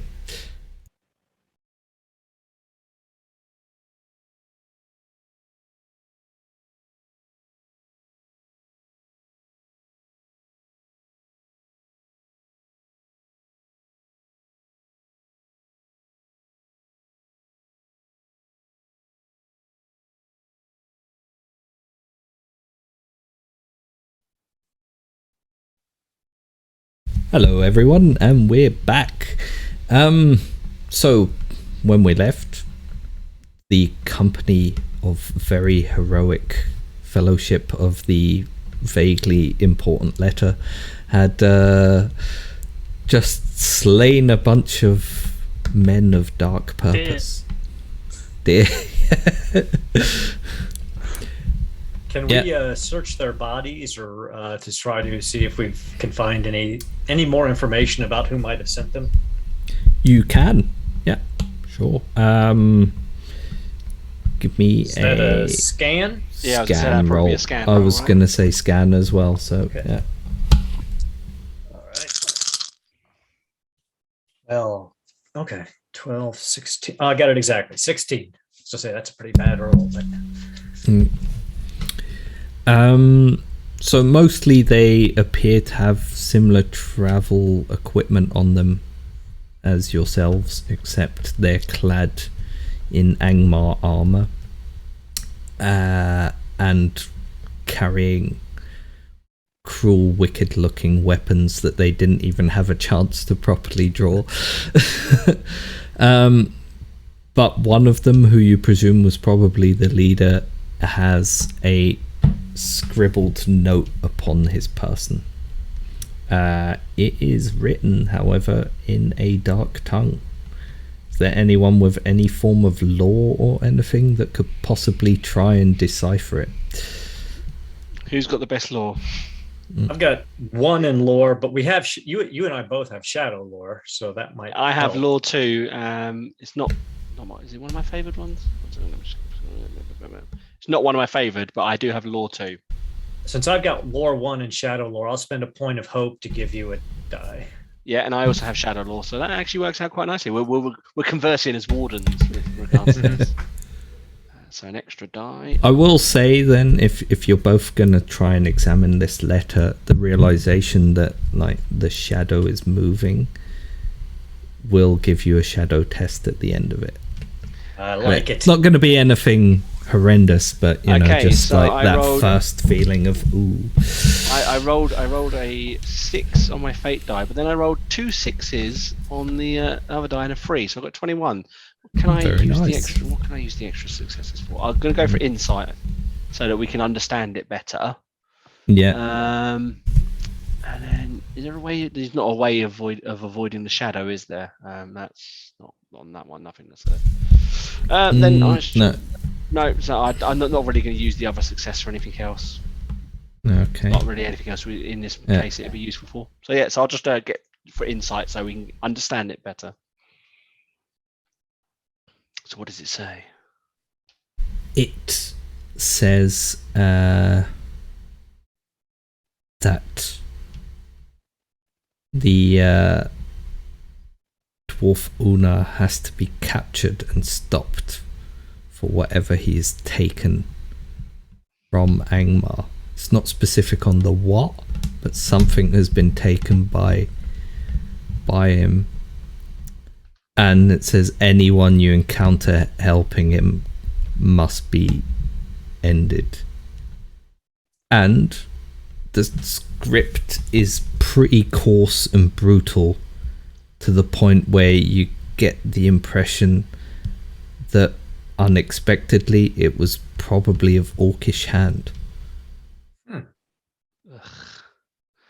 Astanon like genuinely scowls. Like Angmar is completely like hatred for the Rangers of the North, and in Orcs as well. It's just like the language of Barad-dûr. He like scrumps it up and throws it back onto the dead body on the floor. They deserve nothing but crows. Astanon and Vanga, having spent time studying this dark script, you get a real sense of the shadow of old that most people kind of have forgotten about, and have, like, the warden, the rangers of the north protect against it, but in these years up until recently, the general public probably thought things had gone, that sort of thing had gone away. The orcs don't come down from the hills. You don't see trolls in anywhere civilized. And this idea that dark men and orcs might be afoot in Eriador, close enough to Bree, in fact, is kind of shocking revelation to you. So I'll give you both a shadow test. Okay. And I suppose it will be, I would imagine, wisdom then, rather than valor. Yeah, I would have thought so. If we've been, It's more of a realization than a sort of heroic against the shadow thing. I've completely forgotten how to do a shadow test. I think it's feat die plus 1d6 for every It's point of for- wisdom you yeah. have. Yeah. What's the TN on it though? I feel like you said it, or it's set by the type. Is it dread or something like that? Isn't it? It is dread. Let me just look up what the TN is. So if you fail, get shadow. Shadow point. point. Get Is a that like point of corruption? shadow. Yeah, I think it it's might kind just be of. against your normal TN, I think. Wisdom and valor don't sit under it. I think they come under. I think wisdom is under wits and valor is under heart. I think. Do. Okay, then I've got to. Can we use hope as well in this to dispel the shadow, as it were? There we go. Shadow. Giving ourselves an extra die. points. Uncle Mojang Chat says it's the Shadow heart or tests. Like A you said, number of Yeah. sources of shadow allow players to make a roll to cancel or at least reduce the amount gained. So valor or wisdom. Shadow tests are resolved as any other roll using feat dice when number of success dice to the appropriate rating. So basically you remove I think when the shadow test is passed.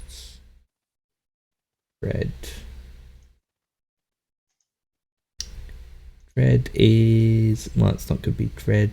Greed, misdeeds. It would be dread then, so it's on valor. Shadow test valor. Okay. So you reduce the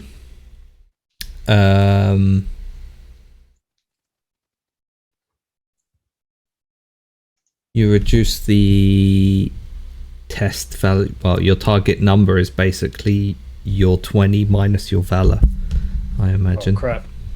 Yeah. That's So as you start off, you're more likely to take thingy, but as you get better, you're more easily able So to resist it. We basically, roll a D10 plus 1d6, right? And our target level is a 19. D12. Yeah.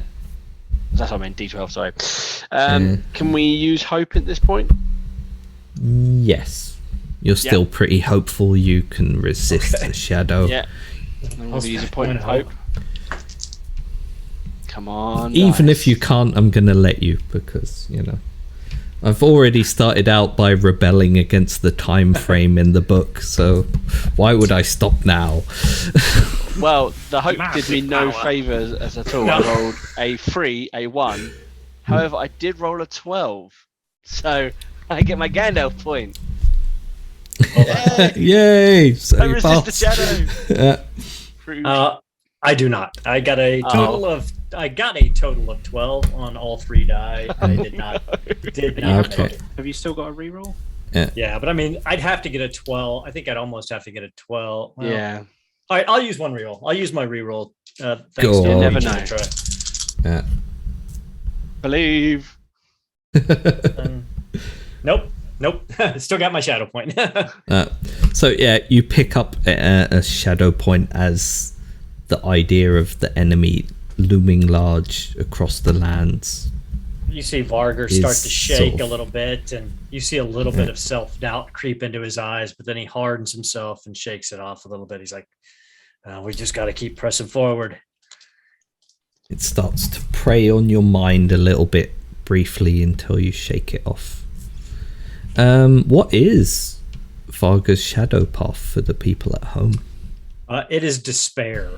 Despair. So he begins to slowly doubt and disbelieve in our abilities to stop the shadow. But he's very far off from getting himself into a situation. He's only at one shadow point, so he's okay. Just be What? careful how you spend And- their hope points. Yeah, Yeah. it's an interesting system as well because like you can get rid of it by resting and having people sing at you, which so, Which but makes me I glad know I'm somewhere. which makes me glad I didn't Yeah. get the shadow point.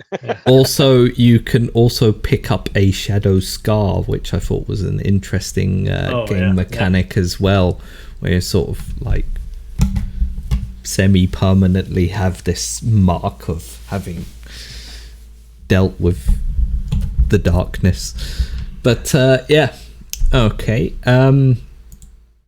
With that information, you realize that their real target is Una, but they're pretty intent on stopping anyone who is in any way associated with. And most likely they've picked up your trail then, Astanon. You sort of realize this with your insight roll. Most likely they've picked up your trail again after Bree. Maybe Varga briefly, gave them some wrong directions. briefly passed through the South Downs, but probably there might have been more than one group afoot. So maybe one of them has broken off to the South Downs and you've lost them, but another one was skulking far enough behind in search of Una rather than yourselves to pick up your trail. We need to make haste. But I the think note you're right. also brings darker tidings that there could also be orcs afoot. So it looks like your shadow. It looks like the target number for your shadow tests is either your target number for your heart or your wits. depending Oh on the right, type. yeah. I still would've so it'd be failed both heart rolls. for valor valor. and wits for Yep. yeah. So I And would have then had to you make a get 16. a d6 based on your wisdom or valor, Yeah. basically. So I would have Yeah, had to make a okay. 16 anyway, and would have failed with both rolls still. But Okay. We need to. We're nearing our destination now, right? Well, after this, you spend a further day traveling onwards towards this large looming ruin of a tower that you can see ahead. As you approach, it's slowly becoming dark as well. And you see a flickering light from the very summit of the tower. It's pretty high up as well. It's like you're low down in the ridge line now, and it snakes upwards a bit. Beyond that goes out into a big opening where there might have once been some form of small keep or fortress that this tower was a part of. And then there's these crumbled, large, ancient ruins of a lost kingdom of men. And at its very top is a small flickering light of a campfire. Dangerous to have such an exposed flame. Draws attention. Good for cooking, though.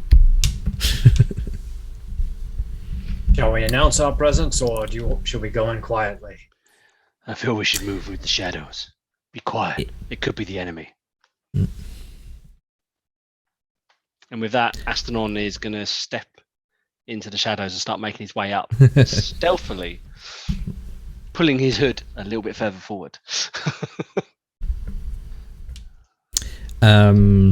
As you do that, He does so very successfully. yeah. Make an awareness roll for your surroundings. Okay. And anyone else who's sort of paying attention to what's below as well as what's above. Yeah.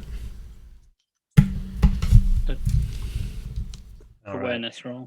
Yep, I passed my awareness roll with a 15, and my target is 13. Mm. I got a 17 with a target of 16, with a target of 13, and I got a Gandalf on my feet die. So automatic success anyway, but 17 with a target of 16, but I have nothing fancy on anything. Everyone who passes spots these two figures at the base. They're skulking around and pretty much just waiting there. They seem to be looking out towards the top of the tower as well. Do they look like the people we saw on the road? It's dark, but you would say probably not. Then Do you I'm want me going to go and have a look who it is? If they're friendly, I could offer them some potatoes. They'd love it. How loudly are you saying this? Very softly. Okay. Astonon's going to do his This classic, and he's going to walk up Hugo behind, one. I'm And gonna sneak up. I'm super Yeah. sneaky. and he's just going to Okay. push until the point of the blade But- is on, pressing into the You man's can- back. I You just can wanna go both see give who it me is. a stealth roll. Oh, that's fine. I've got that. No problem. Rolled many lots, and I got a 6. I'm going to get rid of that 11. So 3. So I passed. Why? I got an 18 versus 16. Yep. I got a 21. Nice. He's more stealthy than me right now. I'm actually very sneaky. You are a hobbit and you are a burglar, so. I'm not a burglar. All you sell potatoes. Sorry, not a burglar.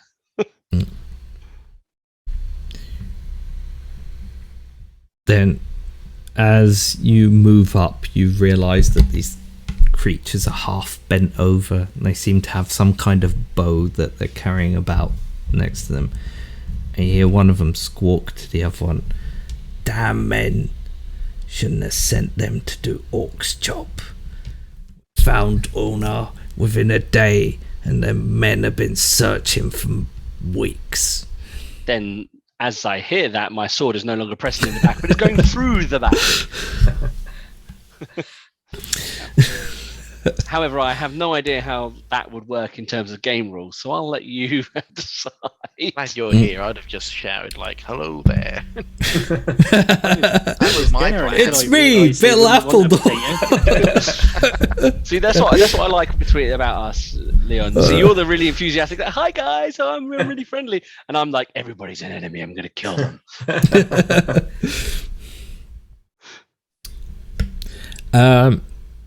Yeah. I'll let you roll combat proficient. Well, yeah, a combat roll. Okie dokie. We'll see what happens. What are these guys' parry numbers? They're Yes, a bit that's higher, important. but It But can be to a be bit honest, higher, but I rolled a 21. So unless they, and actually that is an 8 and 2 6s. So I'm going to use those 2 6s to do pierce twice and make it piercing. oh no, Goblin Archer's parry number is 0. So there you go. So yeah, so I got 2 6s and a 10 and a 1. So I'm just going to do you the 2 6s to turn the. Sorry, I got an 8. So I'll use the 2 Yeah. 6s to make it a 10. So it's piercing. Yeah, Piercing. piercing. And Okay. stab them through his armor. And I'm two-handed, so it's damage 18. It's injury 18. Nice. I will roll for armor, but there's no way in hell. Well, maybe just. You could roll a 12. Yeah, I didn't. Okay. Yeah. No.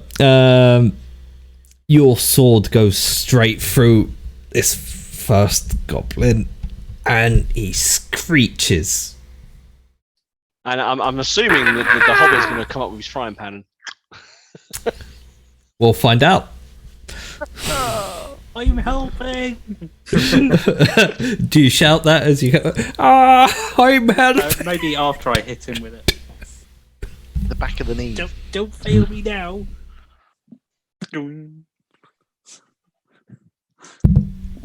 Okay, so I'm gonna bat him round the back of the head with a frying pan because it's the only sensible course of action.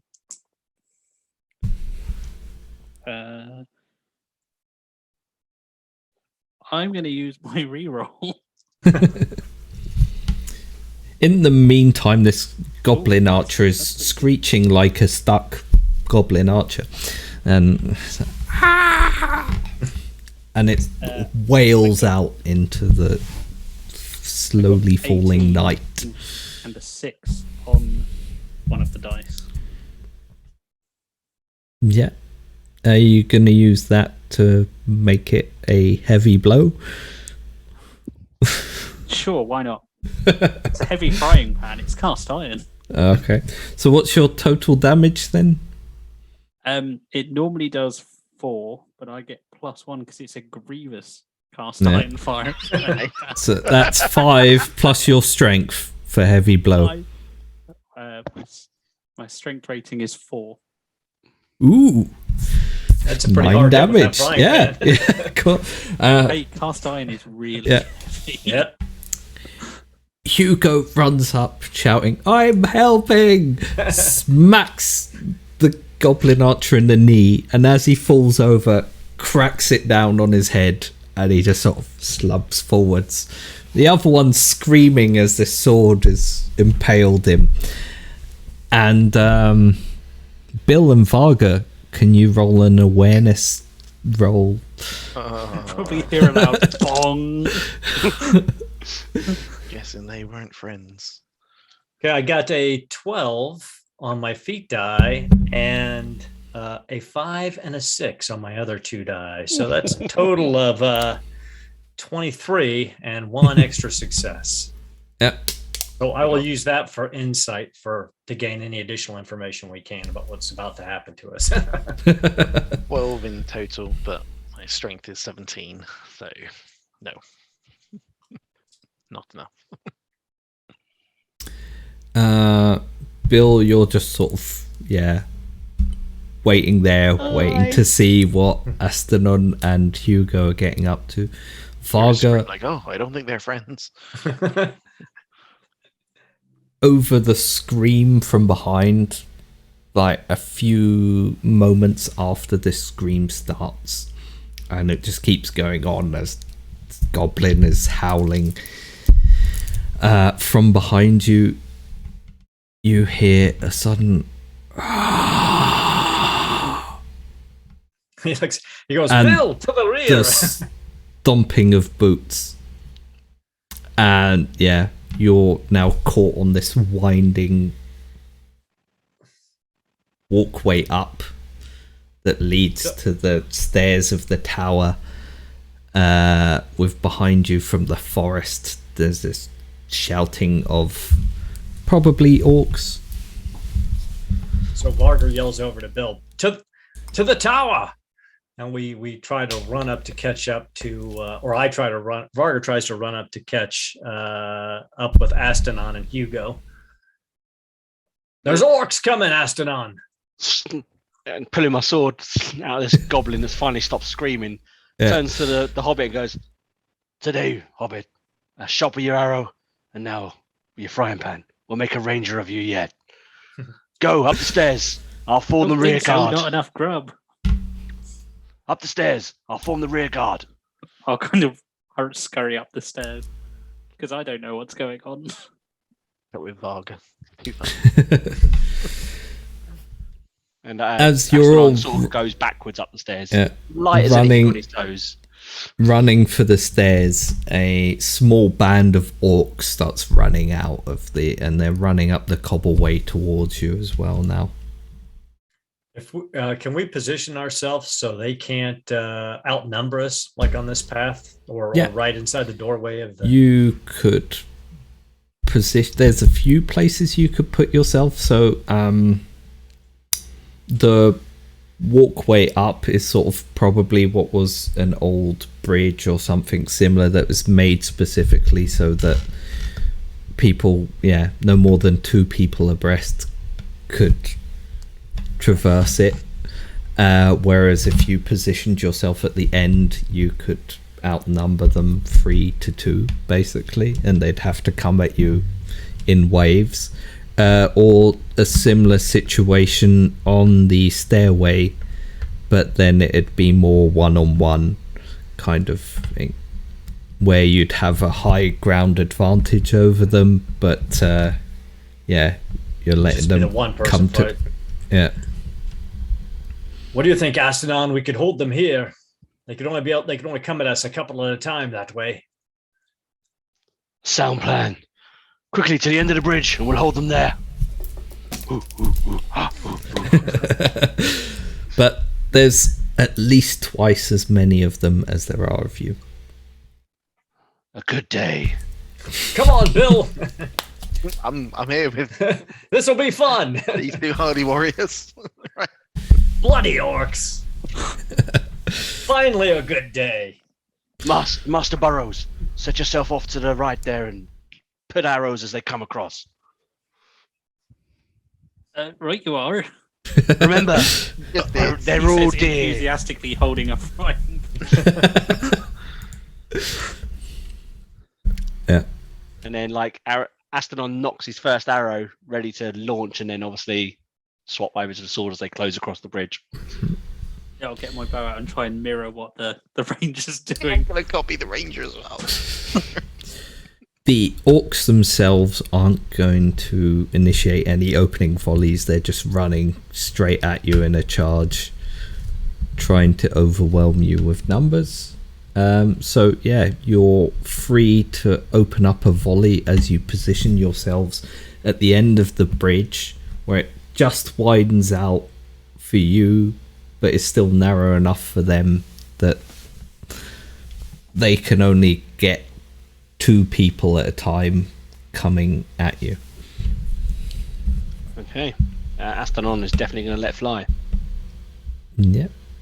Oh, I only got 16, but it is a 12. So, and it's a 12 doesn't do anything special in the shooty combatty bit, does it? It's just an auto success. Yeah. No, it's just you so, definitely hit them and do damage, but you don't it's pierce or. No, that's fine. Then, in which case it is just damage. Although it might do piercing, actually. Trying to think. Because piercing's 10, isn't it? I think it's piercing 10 and 12. Oh, so okay, you do piercing as well. Okay, then it's a piercing. At which point it's and injury 16. Yep. Okay. I love my great bow. These are orc soldiers, so they may be a bit better at resisting that kind of thing, unless I roll a 2. This one does not. It's like the first one to be thrown off of the like the bridge. He looses it and then the camera follows it. Yeah. It's like the bit and it goes straight through his eye socket and he falls over the edge of the bridge. And rather dramatically, he somehow gets thrown off of the bridge by the impact of an arrow. And falls down as the others rush around him to get at you. Yeah. Any other opening volleys? Yeah, I've got one. Oh, sorry. After you, sir. Okay. I'm going to spend So a point of polite. hope to give me an extra dice because I'm not very good at shooting. Oh, no. I got 13. I needed 17. Have you used all your rerolls? You've got another reroll. Do I? Yeah, you got given one by Janov. Oh, thank you very much. I did not use that one. Remember, It's almost rolling like they want you to win. Did worst. I only got 7. So no. Gone miles away. No. Not very good Yeah. at this boat. It just sort of it skids off one of their armor off of a pauldron or something and just bounces off into the night. But they keep running What at I'm you. gonna do with an axe. Right.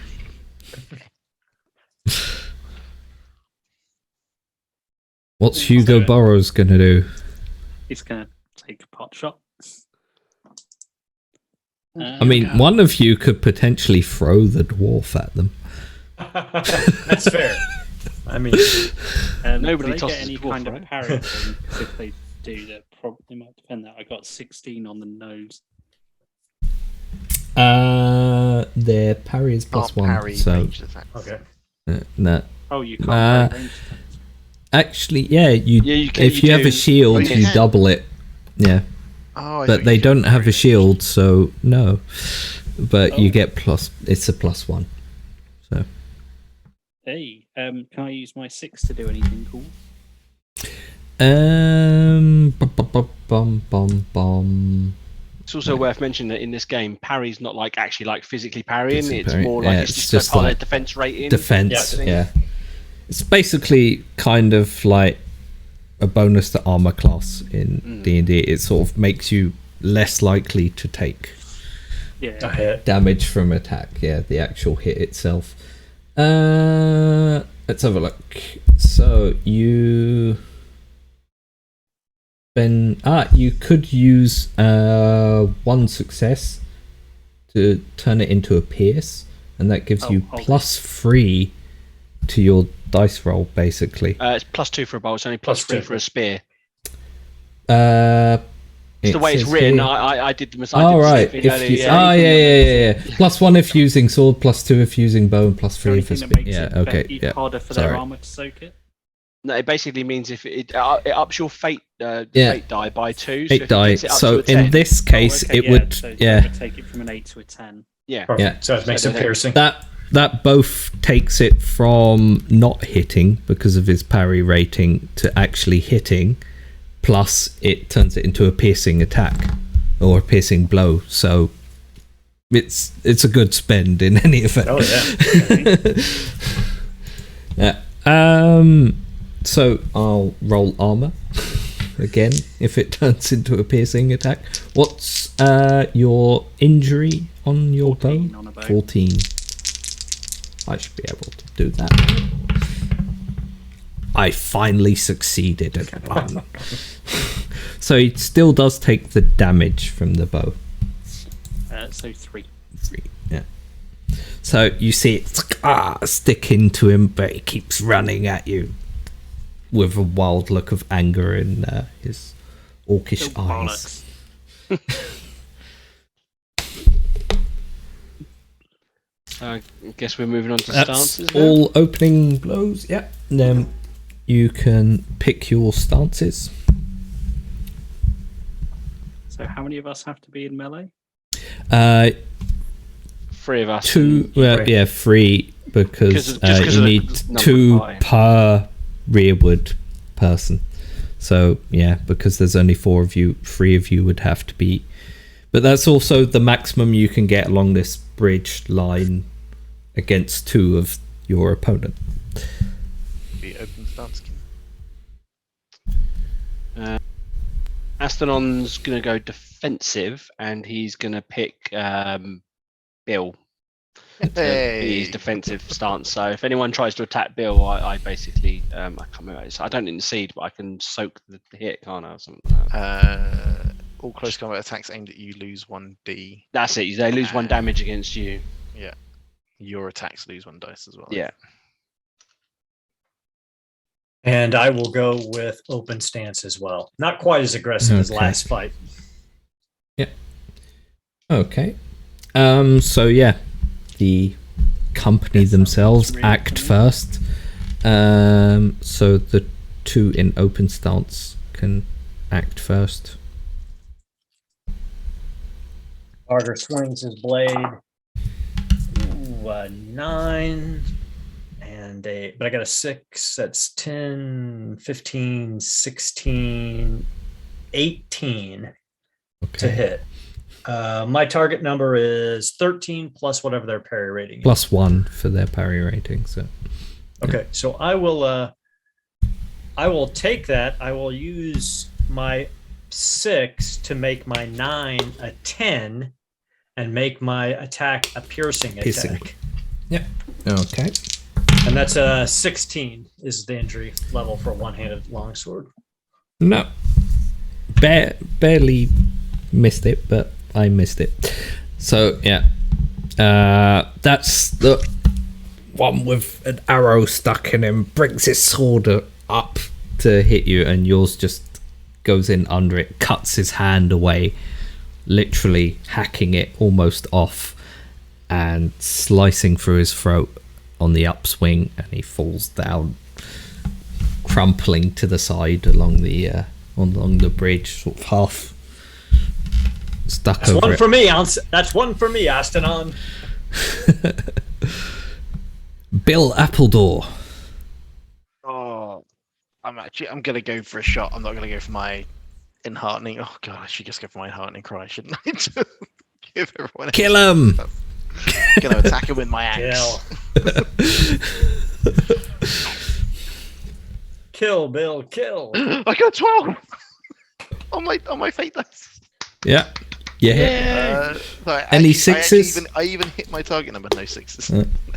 Got a 12, a 2, and a 3. So I actually hit my target number 17. Okay. What kind of axe is it? Normal axe or? It's an axe, but I've got Grievous, like Hugo's So frying plus pan. 1 it was damage. made by the same person, apparently. So it's plus 1 damage. So Yep. it's damage of 6. Yeah. Okay. So you hack into this one orc, cutting deep into the side. You feel the armor give way, and like a well of orcish blood starts burning up there. But You want it some? doesn't stop though. Keeps like trying to push forwards towards you. And at the it's Dan first. Well, Astanon with his defensive stance. Yeah, so he's still gonna swing his sword because you can still attack. It just might -1 damage from my blade, but obviously I absorb 1 less damage as well. I'm gonna spend a point of hope to give myself an extra die, just because I want to have an opportunity. Oh, I rolled a 10, so it's piercing, and I rolled a 16 overall. So what's their parry? It's 1, wasn't it? Plus 1. Yeah. So I had target value of 13, so it would take up to 14. So still Yeah, goes for sure. It's piercing, and it's two-handed, Ooh. so it's 18 injury. Ooh, nice. Yeah. No. That was a lot of 2s. You just slice him away, and yeah. And then like kind of take the guard up above, being defensive, Yeah. trying to deflect some shots. That's me. Yep. Yep. Okay, and that was actually the one that Bill cut into. You sort of finish him off, and then the rest are rushing up towards you, but can't, like, you've cut at least 2 of them away, so they can't quite get at you in this round. Nice. Nice. Then it would be rearward, wouldn't it? Yep. It's all right. The cavalry's here. Flunk. You can do it, Hugo. Oh, yes, I can. 18, including a 10 on the D12. Nice. Piercing. Okay. Yeah. So that's a piercing blow. Yeah. I'll roll my armor again. Get away from him, you What's bastard. 14? Wasn't it? Damn it. Injury. 14. Yes, 14. I passed it, so it just takes the 3. 3 damage. Yeah. Wait. Okay.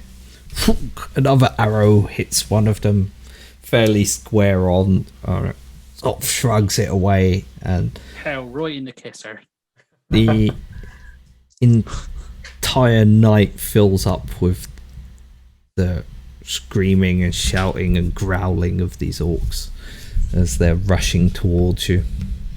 And the next couple run forwards, one of them with an arrow from Hugo still stuck in his breastplate, as brings up a scimitar to attack you. What stances are you using this combat turn? I think I'm going to stay well out of the fight still. Yeah, I'll go with open again. Defensive for Astanon still. Yeah, well, if I should do defensive, I get less attack die, do I? You lose one dice, but they get one. They lose one dice when they attack you. So Yeah.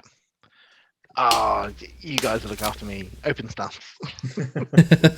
Forward stance.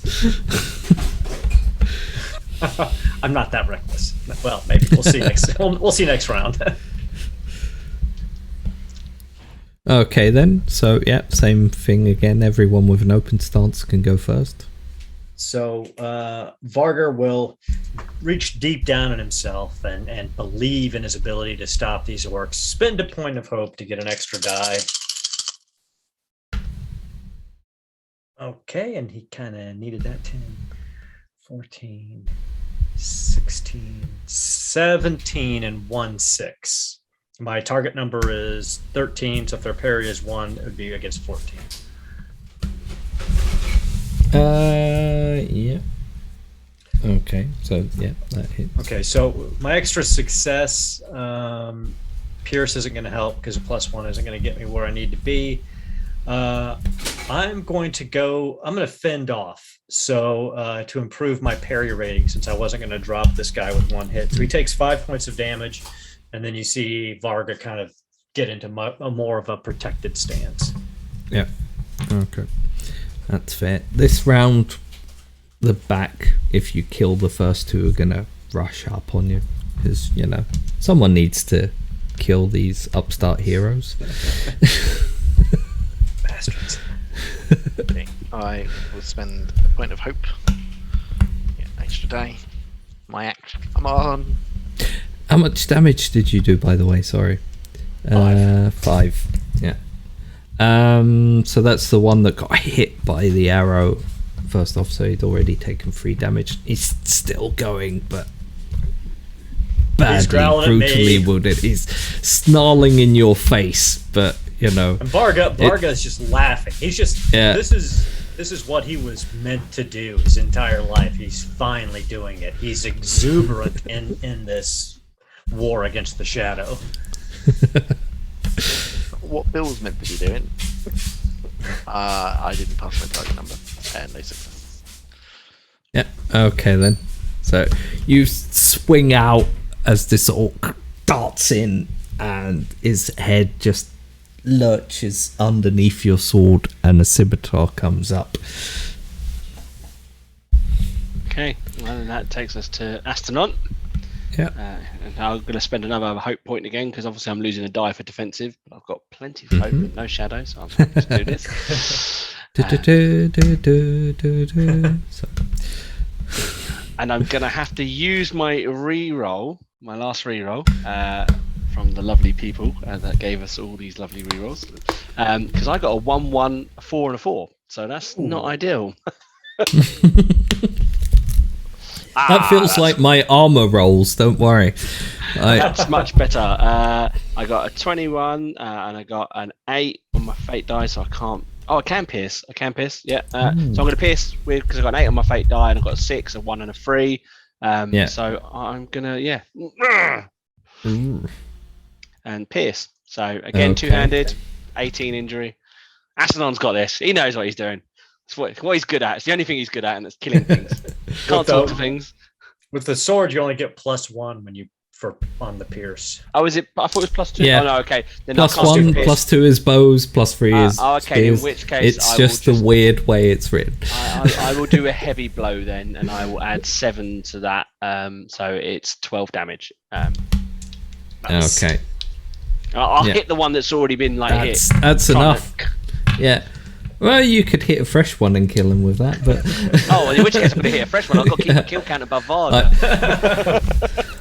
the one that skirts under Bill and then brings his scimitar up is just gonna cut into him when a longsword cuts out and slices its orcish face open and it crumples down and Bill looks around like, oh, thanks. Nice hit, Astanon. You're catching up. Right, now it's the Orcs' turn.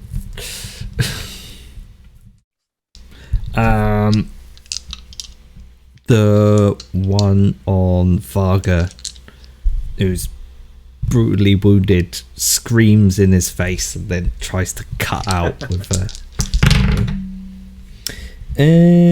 what's that? 9... 13, 16. That's a miss. My parry at the moment is a 19. Just goes why I went to fend off. onto a shield. And then a second one lurches forwards over his dead comrade to attack Bill. Oh, we didn't do rearward, but we'll do that in a second because really, doesn't matter. I don't know what you're talking about. Hobbits are built for killing machines. Yeah. That is a 13, so probably also not enough. 17. Yeah. My wits are my best thing. I'm I'm so You're gonna dodgy. have to start spending some hate. Yeah. You can't hate Bill. Lovely man. Shoot your bow, Mr. Hobbiton. Go on, finish how many of the orcs are left? There's about 3 left. All right. Just one more I think I'm than gonna- you probably thought was left, I think, if I counted correctly. I mean, it's just before I do anything rash. Is there anything behind me? 'Cause there was a Behind, fire- nah. fire at the top of the tower. Whoever is at the top of the tower hasn't come down. Upon hearing the knights exploded into the screams of orcs and the clash of steel.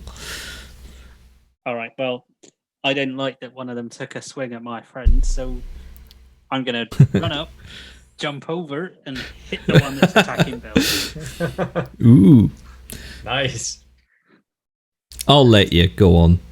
Hobbit 'Cause you're comes up between Bill's small, legs. and yeah. smacks- Probably more accurately, yeah. Skids between his legs. Bong. Right. I'm gonna believe really strong here, and I'm gonna use a bit of hope, so I don't accidentally hit him in the tackle. Oh, Bill. Bill or the orc? I mean, if you hit the orc, Yes. probably- I got a 22. yeah, that'll hit. I like how Roger's continuously been like, "Oh, don't rely on me in combat, and I won't do much." And Hugo Barrows, I don't think has rolled anything less than a 20 for hitting anything. He is the master of the frying pan. It's a unique Hobbit martial arts. Hey, I got 2 5s, a 3, and a 9. That'll do me nicely. Okay. Injury on my frying pan is 12. Yeah. And what's the damage? 5, because it's a grievous frying pan. Grievous. Yeah. Okay. So yeah, he takes a smack from the frying pan In the as tackle. you come up. You see the orc lift off of the ground briefly for a bit and come back Flick him down. like a pancake. It's probably more of a crushing as bits you really wouldn't want crushed get crushed. Even Varga winces a little bit when he sees that. He's like, "Oh, just cut his head off for God's sakes!" Yeah. So how many left now? Is it still 3? Yeah, there's still 3 left. 2 of them are quite badly injured, and go for attacks. Astonon's going to go change his stance to go forward, and he's going to go for the one that doesn't look injured. So he's going to Varga's also dodge go past the other 2. Varga also goes into a forward stance because he sees Astonon getting ready to launch, and he's like, "I've got to keep my count up." Bill I'm go also going into a rearward. forward stance. Cocky hobbit. Okay. It's cocky. Everyone in forward. Choose who goes rearward first. for Bill. I rolled a 19. Bill got a bow or something. Then it's good. Okay. I rolled a 19, and I That'll got hit. a 6. So I'm nowhere near on my fate dice for piercing. So I'm just going to go heavy blow again and turn it into 12 damage. Off. The one Going at straight the for back. Lopping the head off, almost golf clubbing it. Varga is going to. The one at the back is reserves. rushing forwards, and his head just comes clean off and floats over the bridge down into whatever depths and small river are below. You hear a distant. Varga sees that, and I did just not believe hard enough with Hugo. Varga sees that, reaches down into his soul, seeing what Astonon did, and he spends a point of hope, and that's a 29 with 3 6s. Oh, that beats my 7. So I'm gonna go 3 heavy blows. He's got to show Astonon up. So it's a total of 18, 23 points of damage. And he brings his blade down across the orc's shoulder and just all the way down through his groin, and he peels apart into 2 parts. And he looks over at Astonon. That counts as 2. 2 parts. It's 2 now. The one on the D12 doesn't do anything bad, does it? No. Oh, Only an Counts as a 11. 1. 11. Yeah. I thought I was about to accidentally hit one of these guys in the groin. So there's 1 orc left for our rearward now to deal with. Yeah. Shoot Just him with taking your care of bow. it all. I'm worse with my bow. You I will, swing. Hugo swings his frying pan, and this orc just leaps over him, screaming. Spend another hope. Okay, come on, Because bow. especially since we're all in forward stance, so the orc gets an extra die against whoever he goes after. Yeah, pretty much. I also rolled a 1 on my fate dice for a grand total of 8. Your Why did I bring a bow? What was I thinking? your arrow whizzes past his neck as his scimitar comes slicing towards Hugo. No.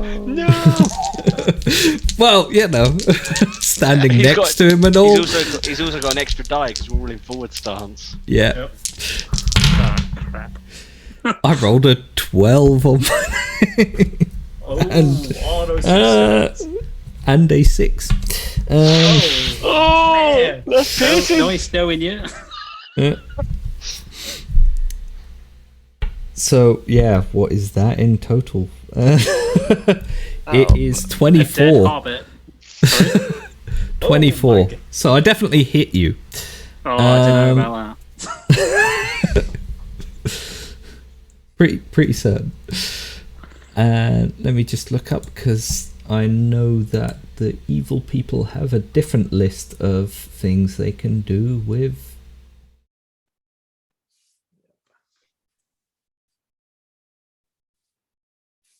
Yes, a frying pan, surely. Let's see here. They can do a heavy blow, Yeah. just like we can. They can break Yeah. shield, pierce, or seize the target. Well, it's a piercing blow anyway because it was a 12. Oh yeah. So yeah, you take a wound unless you pass your armor save. So his scimitar is injury 16. Oh my god. You're wearing a leather t-shirt, aren't you? I am. So you get one. You get 1d6 plus a d10. So you're Yeah. basically aiming for a 12. D12. On the d12. Sorry, Yeah. d12. I keep saying d10. Yeah. Oh, Go on, well, you I've can got do a it. Reroll. I'm gonna try. Otherwise, you take a heroic wound. I wish. Hold on. Can you see that? No, damn it! No, it's stupid disappearing. background. Oh, I'll there take you it as a 12. Oh yeah, it's a 12. I could just see it. go. It's a 12 and a 6. It Yeah, I thought I'd cuts. point that because I don't think anyone would believe that was. No, I wouldn't have believed you. The scimitar cuts into your leather. What is it? Just a leather. T-shirt. It's a leather t-shirt. Yeah, just a leather Yeah, jacket that you've got on, and it cuts into it, and it cuts through it, and cuts into you as well. But in between that, you had been keeping a few spare taters that you thought, well, if we run out of taters, then I've got a couple spare on me, and that just stops it from slicing deeper into saved by the taters. So But you do take a total of 6 endurance damage, basically endurance that Okey-dokey. you'd lose, which isn't too bad, but a wound would have been badder. Well, more, yeah. Yeah, I'm guessing You that can would have been take like an injury basically. type thing. Once again, for the people watching, heroes can pretty much take 2 wounds. So the first time you pick up a wound, you get an actual wound. It causes you some problems, but the second time you take a piercing blow and are wounded, then you're dying and have to be saved within an hour or you're dead. It's brutal. Yeah. I love it. Well, it's fun because, like, in normal terms, if you're just taking normal damage from a fight with endurance, you're pretty tough. But then you have that sort of Boromir moment where if you get stuck with a bunch of arrows, you're going down. I also like the mechanic that you can take a knockback blow. Like if you took a lot of endurance damage, you could take a knockback to only take half the endurance, and then you lose your stance. Yeah. So basically, And your next turn you is take your next turn recovering your position, stance. basically. Yeah. Okay. So it's back to you lot for I'm the going final offensive orc. stance. That guy brought Forward. my tater. I'm having him. I'm bleeding and my tater is ruined. I'm spending a point of hope, and I'm going to whomp this guy with a frying pan. How's everyone's hope? Because you seem to be spending a lot of hope. I've got 5 left. I've Started still with got 10. I've got 7 left. I started 13. with 12. I started And with left. 16. I started with 14. Don't forget, I gave everyone a hope by making them some great chaps. Yep. Yep. Oh, he's in trouble. I rolled a 12 and I got a 6. Piercing, yeah. So it's a total of 12, 18. But Only a 2 and a 1 on the other. 21. Heavy Okay. blow. Crush him. yeah. Full of surprises. I'm going to hit him in the Your balls for that one. injury was, what was it, 14? Well, it's hits a frying pan, so 60. it doesn't have It doesn't have piercing. pierce. It does have Oh, an yeah. injury. It's 12. Yeah, so it's just Yeah, no, I passed that, but the heavy blow will finish him off. Right in the balls. So yeah, you just smash him and he goes down screaming. "Ah!" Well struck, Master Burrows. Well struck. It would probably have been followed up with a few more to his head. You bastard! I don't think you're a potato farmer anymore, Master Burrows. You're one of us. Pull out the broken potato. And from the chaos of orc screams and the clashing of swords, silence returns to the night and frying pans. Yeah. And you find yourselves upon this very large open space with a long, narrow set of stairs climbing up a crumbling tower, which half of the side is already opened up and another bit is broken down, but where the rubble's fallen, the stairway sort of still seems to continue a little bit, and with some effort you could probably climb your way up there. There's anyone up there if they didn't come down with all the noise? He might have. If that's Unar up there, maybe he's holding a rear guard in case. I don't know, Bill. Perhaps you should talk to him. Hello. Are you going the up stairs. up the stairs? Yeah. Yes. Is everyone going up the stairs, or are you going up the stairs I'll on go your with own? Bill. Just Aspenon's going to keep an eye from the bridge and basically keep a rear guard to make sure that we're all safe, and so that we're not all up the tower chatting and then all of a sudden we get ambushed by more orcs. Vargar's going because one, he's a dwarf, and two, he's actually got the message. So seems fair. When you get to the top, you Over can the top of the tower. at the very top of the tower, high up, overlooking the plains that are now covered in the dark of night. There's a little campfire at the other end of the tower, away from where the stairs come up, and you can see a figure sitting behind it, peering out at you. is it a dwarf? Probably. Can I? I'll go have a look. Can I sneak up? I just want to get close enough I can see who it is. He's pretty much watching you coming, so you could try to sneak up and break All right, off. I'll But kind of hide slightly behind. yeah. So Vargar's got his hands to his sides, and he goes, "Are you Master Unar? I have a missive from Hanar, son of Lofir. My name is Vargar. I'm of the Durin folk as well." Doesn't move at first, and then he says, "Durin folk, you say?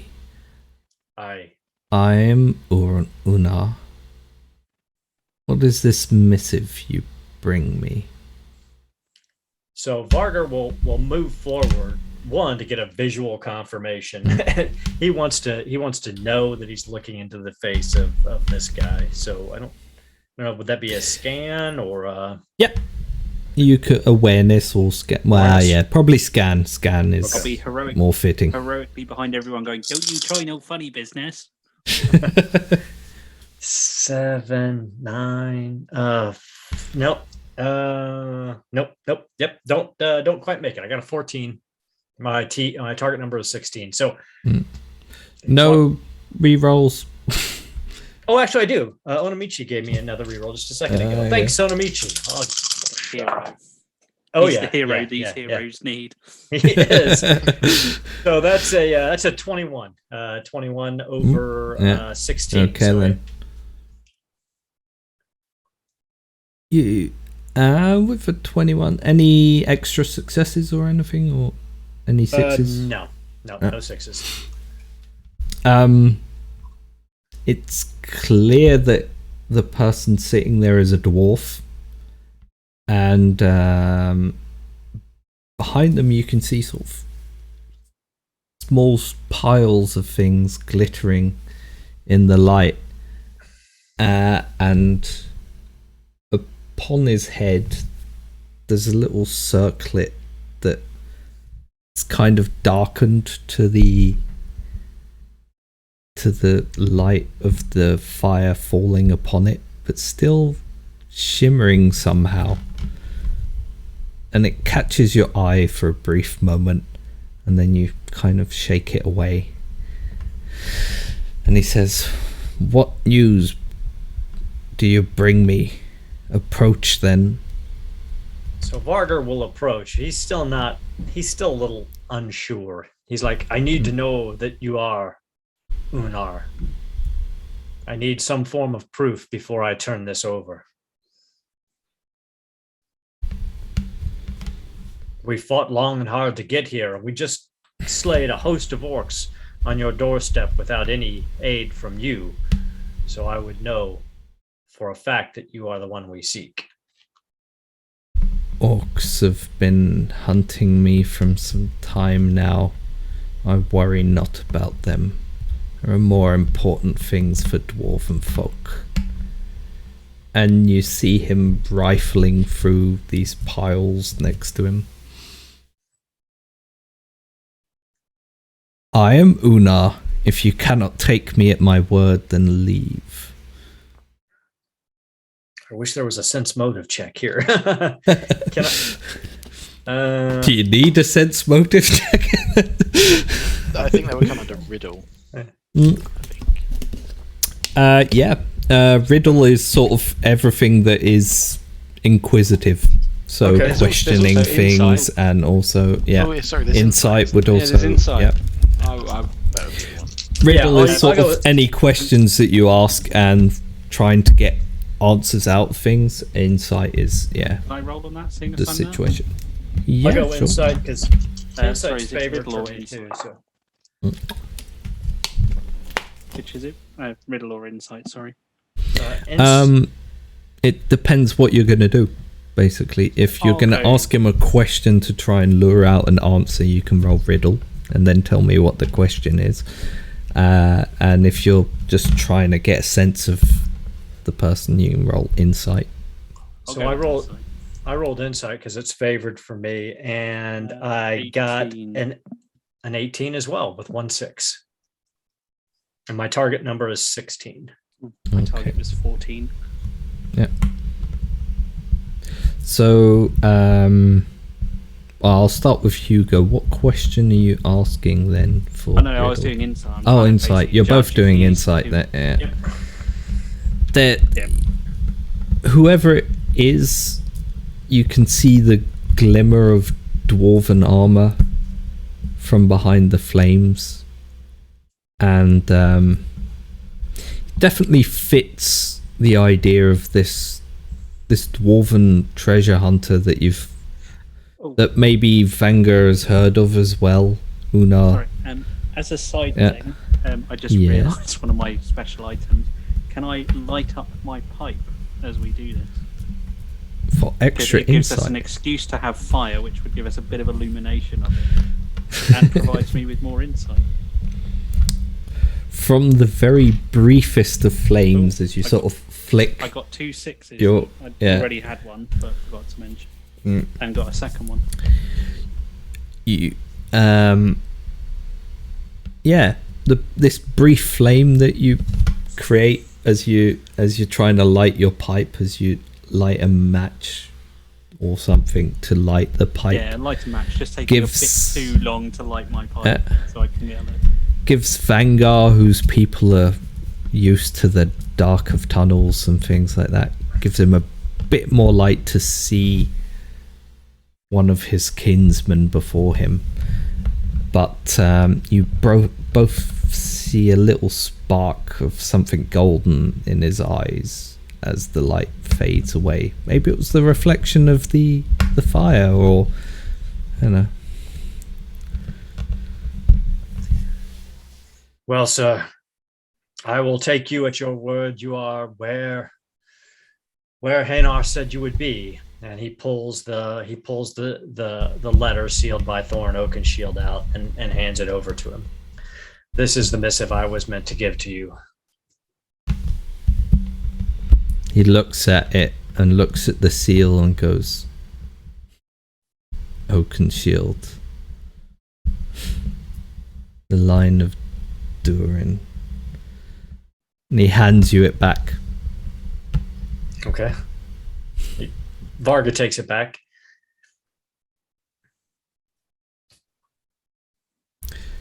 What do you have to say for yourself then, Unar? You speak in riddles and you're not telling us what your purpose here. My purpose is as it's always been. Perhaps if we hadn't followed the line of Durin, we wouldn't have lost everything that dwarves hold dear. Look at what I have amassed. And you see him, his hands are slowly reaching over these piles of what are probably coins next to him and other trinkets and bits and artifacts and things that he's found in his years hunting treasure in the darkest places of the world. Your dragon sickness means nothing to me. If you are not going to help Thor and Oakenshield, then we shall return from whence we came. All I would help him do is die. You would strike out against the true heir? What is a true heir? I own more now than Oakenshield owns. Surely, by that sense, then I should perhaps rule under the mountain. You're a bit on the wrong side of it. You're right at the top.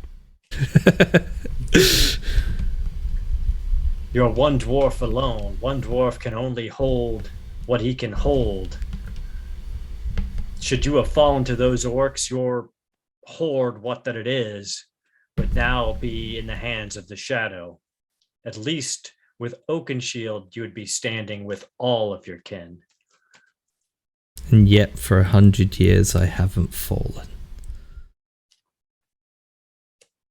Oh, it's only a matter of time when you're up here.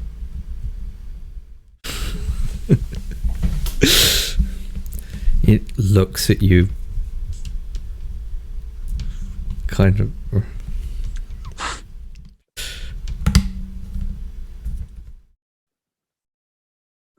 Leave me here and return to your masters below.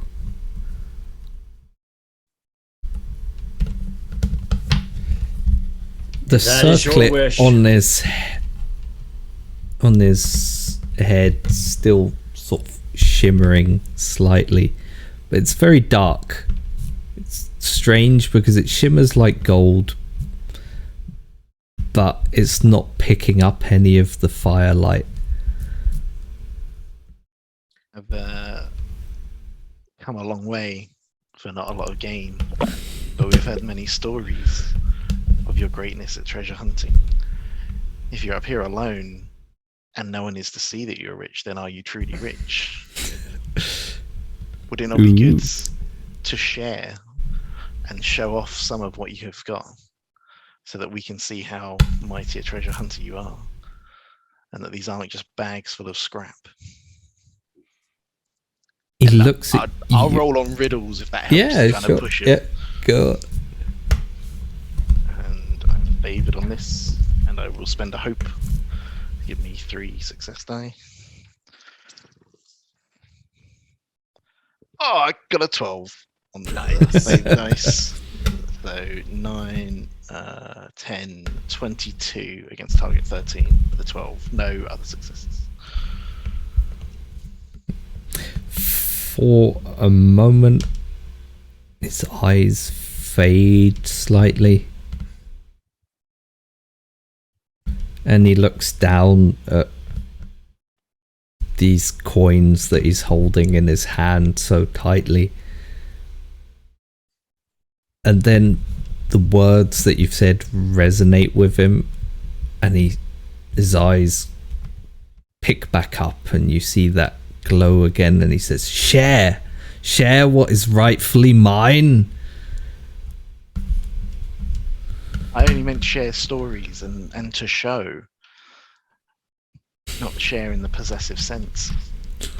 Oh, mighty treasure hunter under the mountain. What Power stories Lord. would you hear of me?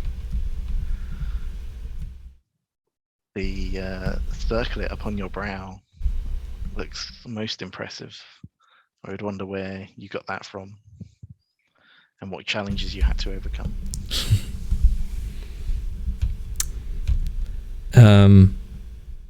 For sake of my voice, I'm not going to sing a great song because I'm not a dwarf, but he starts to slowly sing a song that is essentially about him traveling to Dol Guldur and taking from there something that doesn't belong to him. But anyone want to roll any kind of insight or awareness at that point? Yeah, I'll roll an insight. Yeah, I can roll it. I've still got my pipe open.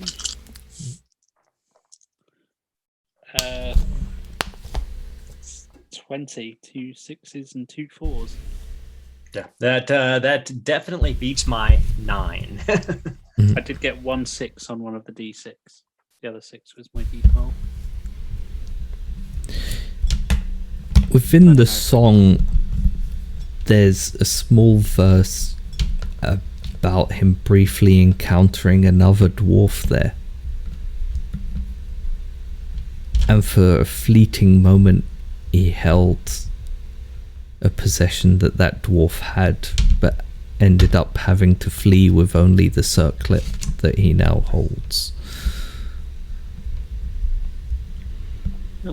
Sounds like you might not be the best treasure hunter if that other bloke got your stuff. There's only one way to make it better, That isn't it? Other That gold under dwarf, the mountain. yeah, might well have been prisoner there. Well, have been what? A A prisoner. prisoner, yeah. But Unar, as his song finishes, he says, "Take that back to your people and tell them tales of me." Tell them tales of you hiding up on a mountain. You've got a lot of gold, but you ain't got no golden chips, have you?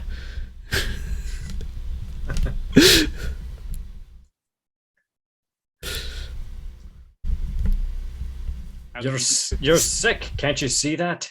The dragon sickness has you. That circlet on your head is corrupting you. Even we can see it, and we just met you. You've lost everything that that means to be a dwarf, except for your greed. He looks at you and says, "That's it, isn't it? You've come here for my riches. You want it all. That's what you're all about. You want what is mine, what I have found and what I have taken." Not unless you've got a better braid of taters.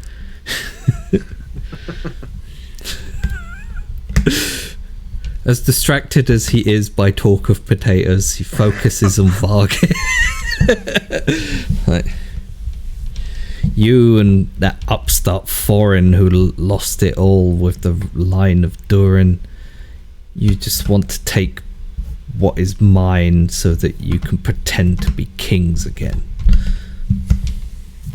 And no line. And his hand slowly starts moving towards the weapons at his side. Varga says, "Where?" No need for that. He does.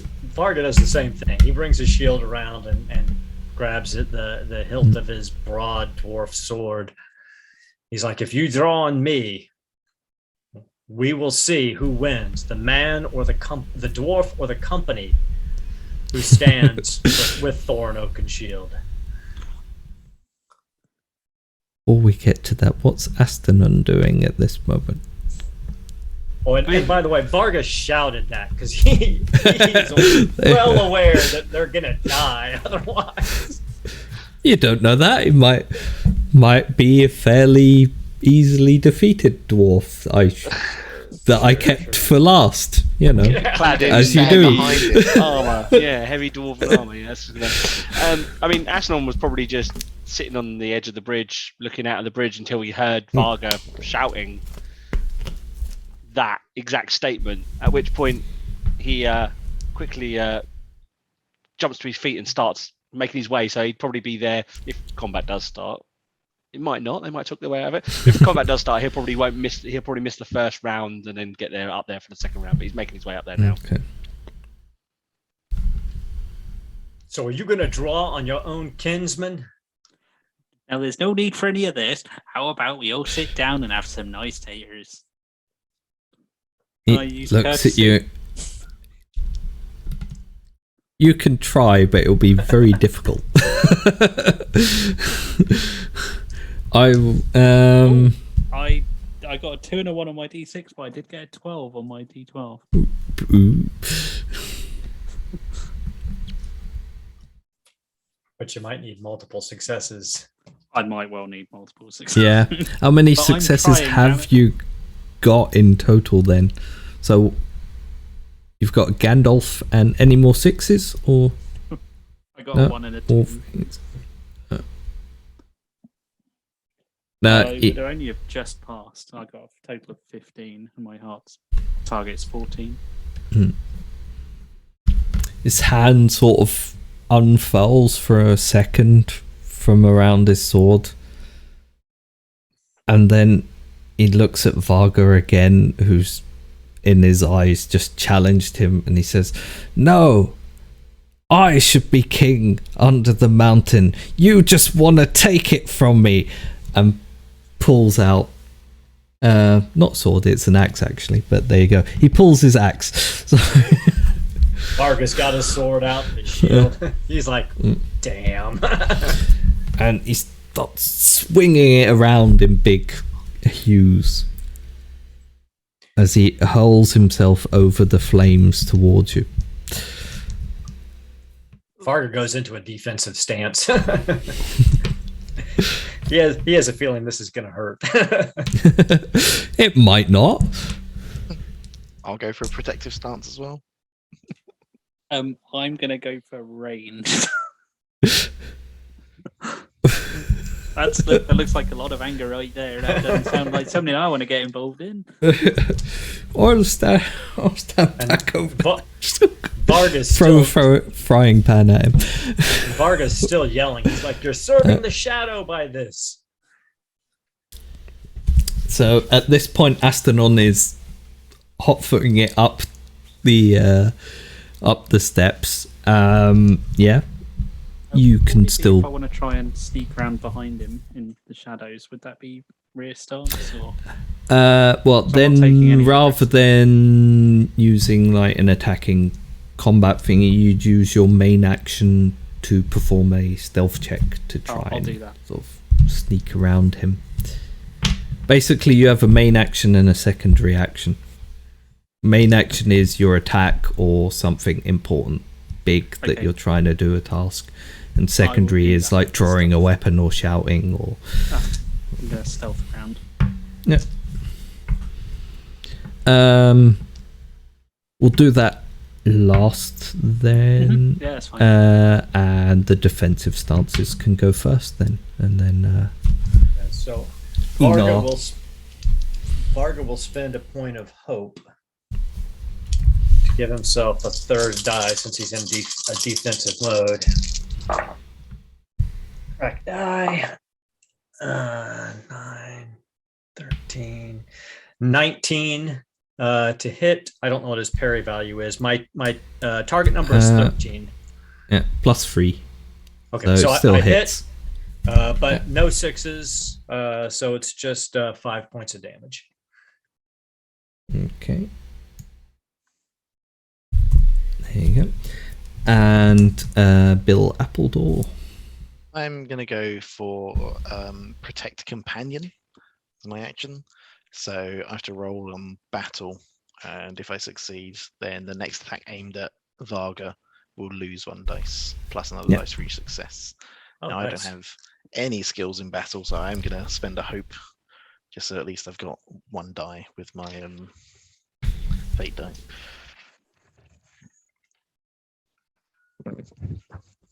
I tried, Varga. Good try. Good try. I tried my hardest. I had faith. Thanks, Bill. Duck and weave, Varga. Duck and weave. That's my advice. Don't jump on the axe head. Okay. Okay, and Hugo Burrows can roll a stealth check.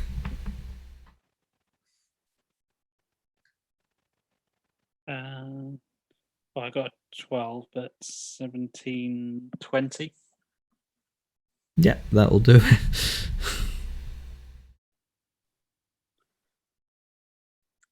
Yeah, so I kind of stealth around behind him. Yeah, it's just he's so focused on Bill and Varga in front of him and swinging this axe as he rushes towards them that he doesn't even notice you slip away into the dark and crawl around beside him.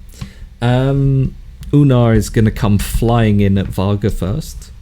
He's got -1 die since I'm in the defensive stance.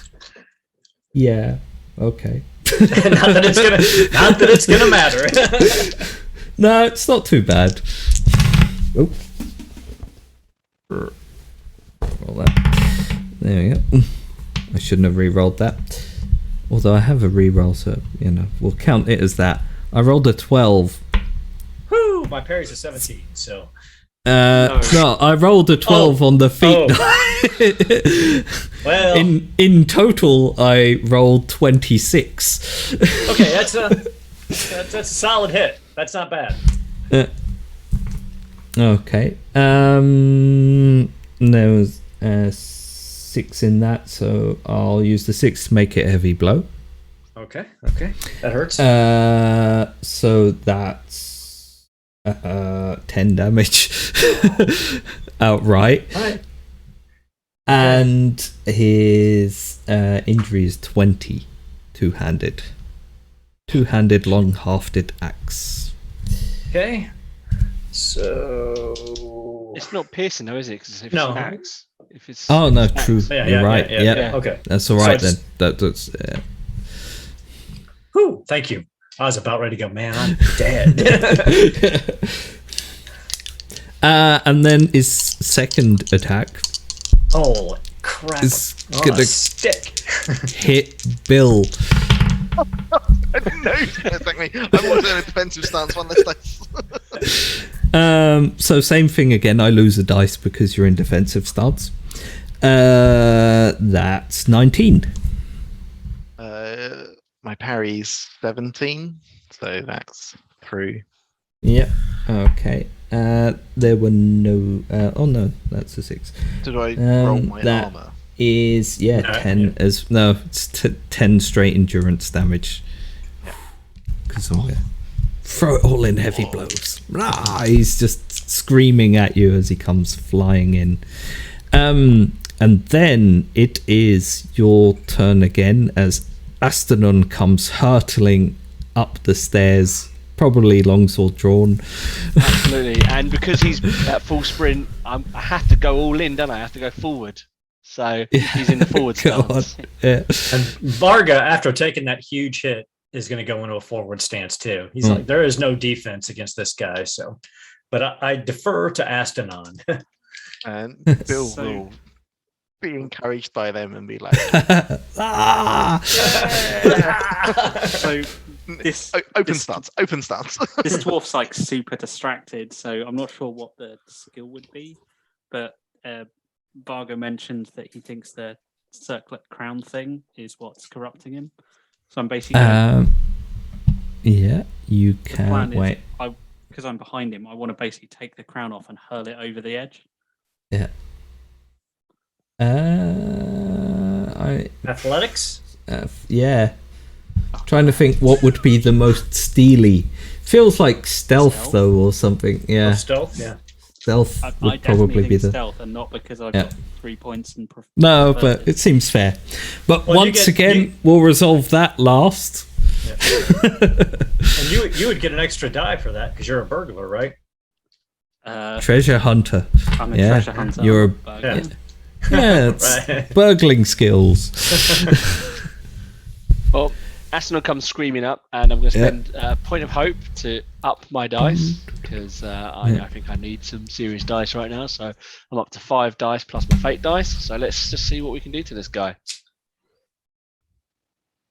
Go for Oh, it. sweet mama. So I got an 8 on my fate die, 2 6s, a 5, a 1, and a 1. So what's his parry? 3. Oh yeah, I've definitely done that. So I'm going to spend 2 6s to make it to turn the 8 into a 10 to make it piercing. Yeah. And that's my successes, and there we go. Okay. So it's piercing. It's 18 injury. Come on! It's like massive, like. Of course, he's probably got 2 or 3 wounds himself. Bastard. Probably also clad in like dwarven heavy armor. Yeah. We've got quite a lot of Yeah. dice against this. So what's that? 8, 17, 21. Ah. So just 5 But damage. he does take the 5 damage. I should have done double heavy blow. It kind of crumples a bit of his armor, and he's completely unaware of it. Almost, he's just screaming at you and hurling So his axe around, shouting about thieves and his birthright and his right to the hoards that he's amassed. So Varga does the exact same thing. He spends a point of hope, even though his reservoir of hope is dwindling now that he's having to fight a dwarf himself. But in his forward stance, he's gonna crack die. He's gonna crush it. I got a 10 on my fate die, so that's piercing, and I Yeah. got 2 6s. I'm gonna make those both heavy blows.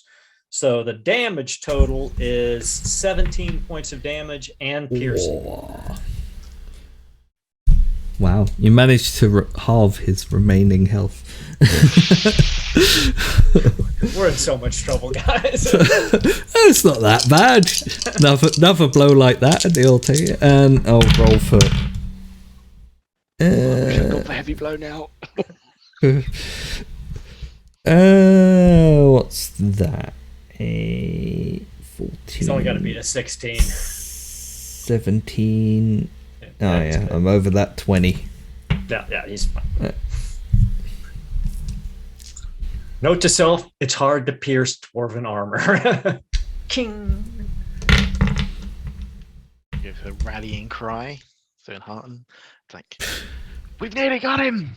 But everyone else, Everyone else is like, why don't you kill him then? I can't do my teeth. Varga looks back and he's like, what fight are you watching? Yes. Okay, so yeah, I got the extra success. So everyone in open stance also gets an extra die. And so the people in forward stance get an extra die. And everyone in open stance gets an extra die. Very nice. Lots. Okay. I'm good at rallying cries. Finally, Hugo Burrows. Yeah, Varga mentioned about the circlet being so bad, so I'm gonna take it off him and then huck it into the most dangerous looking direction I can. Just be careful with the big axe that's being spun around. at That's the moment. I'm gonna say it is indeed more difficult than usual, so you're gonna lose a dice for it as well. And if you get a Sauron, woeful things might happen. All right, I'm gonna use. It's a shame I got a really good roll the first time, but I'm gonna use a hope. Down to 12 to get my dice back. Because I don't get 2 dice because it's preferred for me, do I? That's only if someone else does it. Okay. Right, yeah. Okay, so that's 6, 8, 10, 20. Yeah. If I don't know if I can do anything fancy with the 6. Can I do the go unnoticed thing? Yeah. So So he yeah, doesn't you notice go until it's already quietly, and then suddenly these hobbit fingers reach around and grasp it from the back of his head and hurl it. Where are you throwing it? wherever looks worst. You've thrown the it most over the inactive- side, or Oh, I'm Yeah. hucking it as hard as I can, not like across the thing, literally into a ravine or something. Unless there's a conveniently placed volcano. So I'm gonna do his attacks first, and then we'll resolve what happens when he realizes that that his circlet is flung over the side. Una comes hacking in towards Astanon as well, who's suddenly jumped up on him.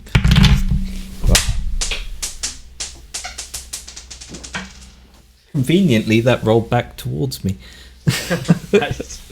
No, what I wanted you to hear you say there was conveniently I rolled badly. That's what I was hoping for. All Saurons. So what's that? 11, 16, 22 with a 6.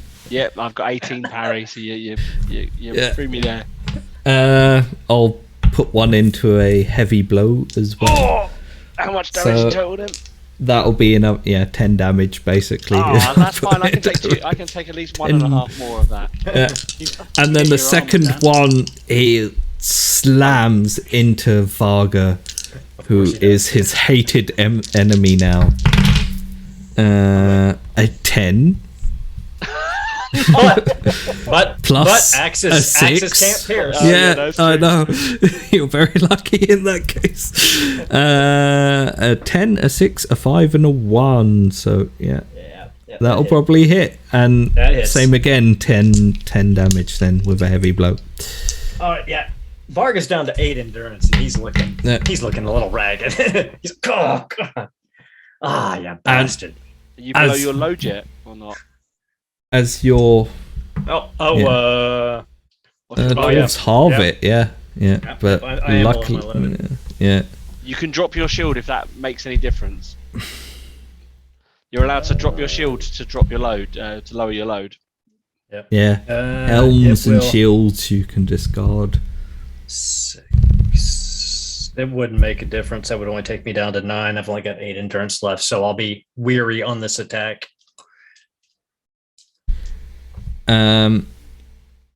And he's sort of, for a moment, as he slams his axe down into you and draws it back again to start swinging it around his head. His nostrils are flared. He's huffing loudly. And you see him sort of slowly fall silent, as if he suddenly realized that he's missing something. One of his hands reaches up to his head, and he turns around just in time to see a hobbit throw the circlet over. And he screams in anger and despair, dropping his axe and hurtling himself out towards it. And you see his hands reaching out as he goes over the side in true Lord of the Rings fashion, with the circlet trying to Screaming, grasp "My at it. precious." Maybe not my precious, but you know, lots of people seem to end up falling off of great heights in Lord of the Rings, so it seems. And the last you see of Una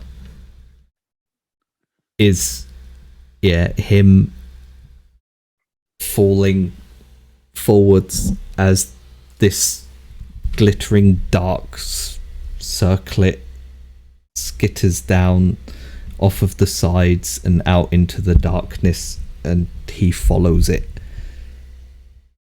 Oh dear, I thought that was going to cure him. And Varga just sits down. He's like, that's the worst day I've ever had. It probably is the worst day you've ever had, because you can all roll a shadow test. How does this work? Sorry. D10 So, plus yeah. D6. Got to beat your. Is this one wits or heart?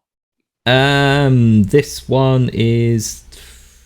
I suppose it technically falls under a misdeed, even though it's not really, but because it was resolve instead of hatred, because he was under the power of something and thus not necessarily himself evil. Let me just look up which one you meant to roll for that. Yeah, I tried to help him. It's not my fault. He threw himself off a mountain. Misdeed. A misdeed is a special instance of shadow gain and cannot be reduced or cancelled by a shadow test of any kind. No, so we will get take a point. Shadow point. I'm gonna give, rather than like giving you 4 or something because you killed him, I'll give you 2 because you realised that you were trying to help him, but your actions ultimately didn't save him. Oh, However, you're I now... was trying. Yeah, you were trying, so it's still not that bad. It's only 2 points of shadow. I didn't take a swing at him. No, you just killed him. But Dead. you're We were now... very too early doing that. It's just a deer. It's just a deer. You're now stood upon the top of this this tower in With the a lot of complete gold. silence of night, and there are these shimmering masses of golden coins and treasure in front of you. Arga, what does that letter from Thorin Oakenshield say? I don't know. Perhaps Varga will pull it out and crack the seal and read the letter. The gist of it is that he was hoping to use Ona's skill as a person who is good at getting into hard to reach places and take things that others can't, to help him retrieve an item important to dwarven kind, which you can probably imagine. It looks that he was looking for a treasure hunter to help him retrieve an It's almost like artifact of he my was people.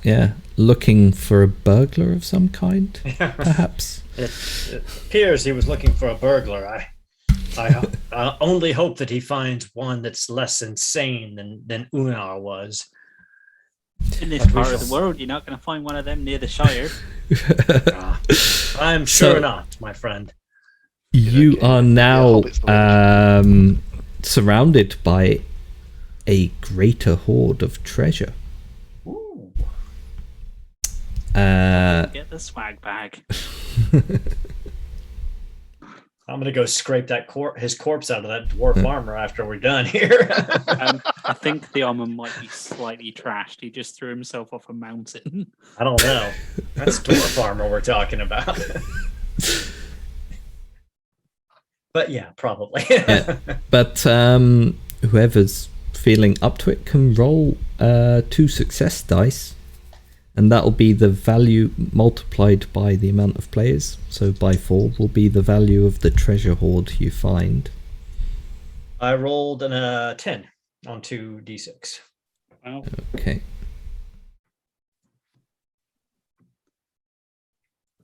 so what does So that mean? yeah, that's 40 treasure.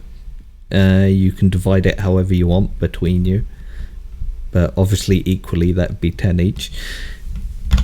And then you also get to roll a feat dice for 4 times for magical treasure to see if there's anything particularly magical lurking each within. Do we all one. get to roll that, or is it One like apiece? 40? Yeah, let's do one piece. Yeah. Basically, you just have to tell me if you get a Gandalf or a Sauron. So an I 11 got- or a 12. I did get a Gandalf. I got a 1. 9. I got an 8. It's where we got like 9.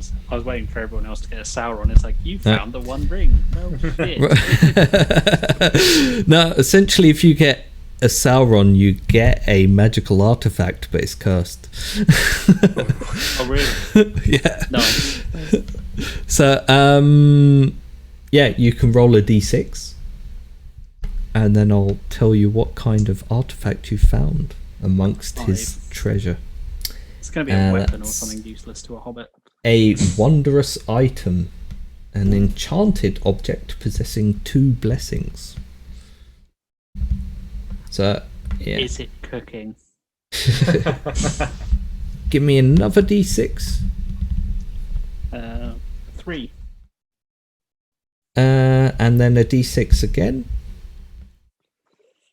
3. There's a little shimmering ring amongst it that you pull out. Got invisible. Hold on. And add another d6 to that, and then Oh my a d6 again, because it I has got a 4. 2 blessings. And then another one. Yeah, See? yeah. And a 5.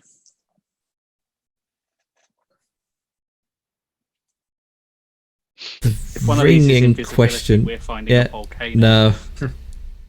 The ring in question, when you take hold of it, it seems to whisper to you in the elven tongue of things nearby. I mean, if it was saying And their whispering in nature. Elven, I'd have no idea what it was saying.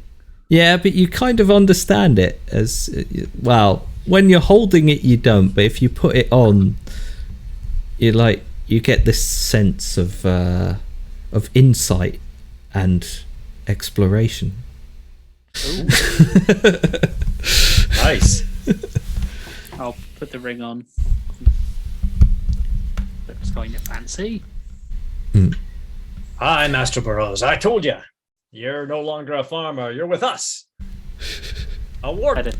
I don't know. Those taters aren't going to grow themselves. And I so, know you watch. whilst you may not have been able to convince Ona to join you, you haven't entirely come away from this quest with nothing. You've gained some treasure, and you've also gained a point of valor and a point of wisdom. Not an omnipotent, it's a magic tater locator. The tater locator. Yeah, I love it purely gives you insight into the best potatoes in the area and where to find them. Then that's the best ring I could have found.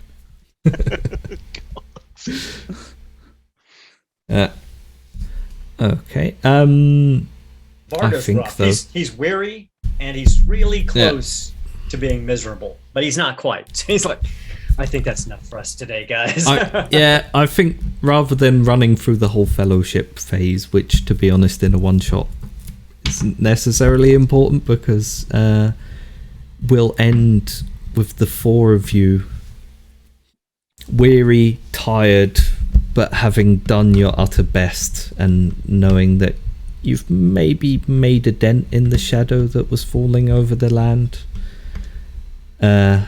Returning to Bree and walking through the gate with your heads held high,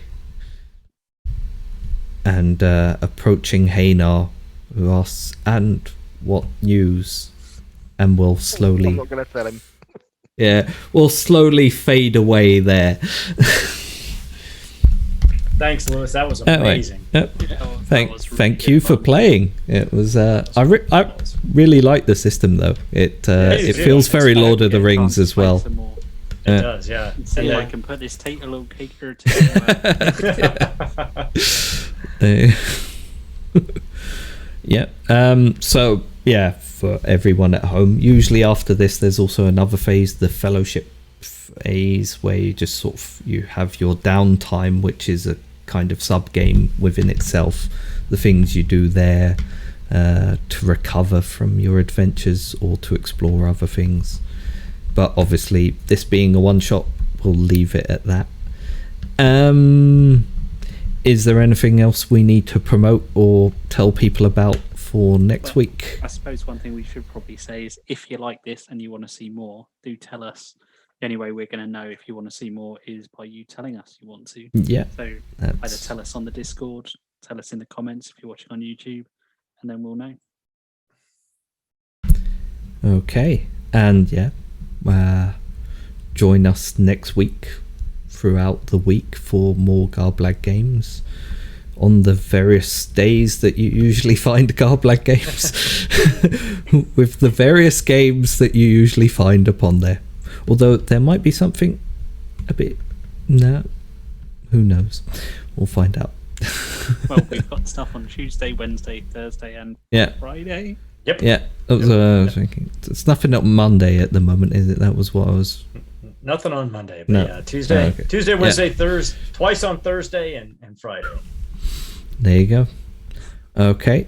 Thank you, everyone, for watching, and thank you to my players for doing such a great job. This has been Garblag Games. Join us on YouTube, on Twitch, on Discord. Follow us on Twitter, and Patreon. and Patreon. Yes, And I will, things. yeah, definitely.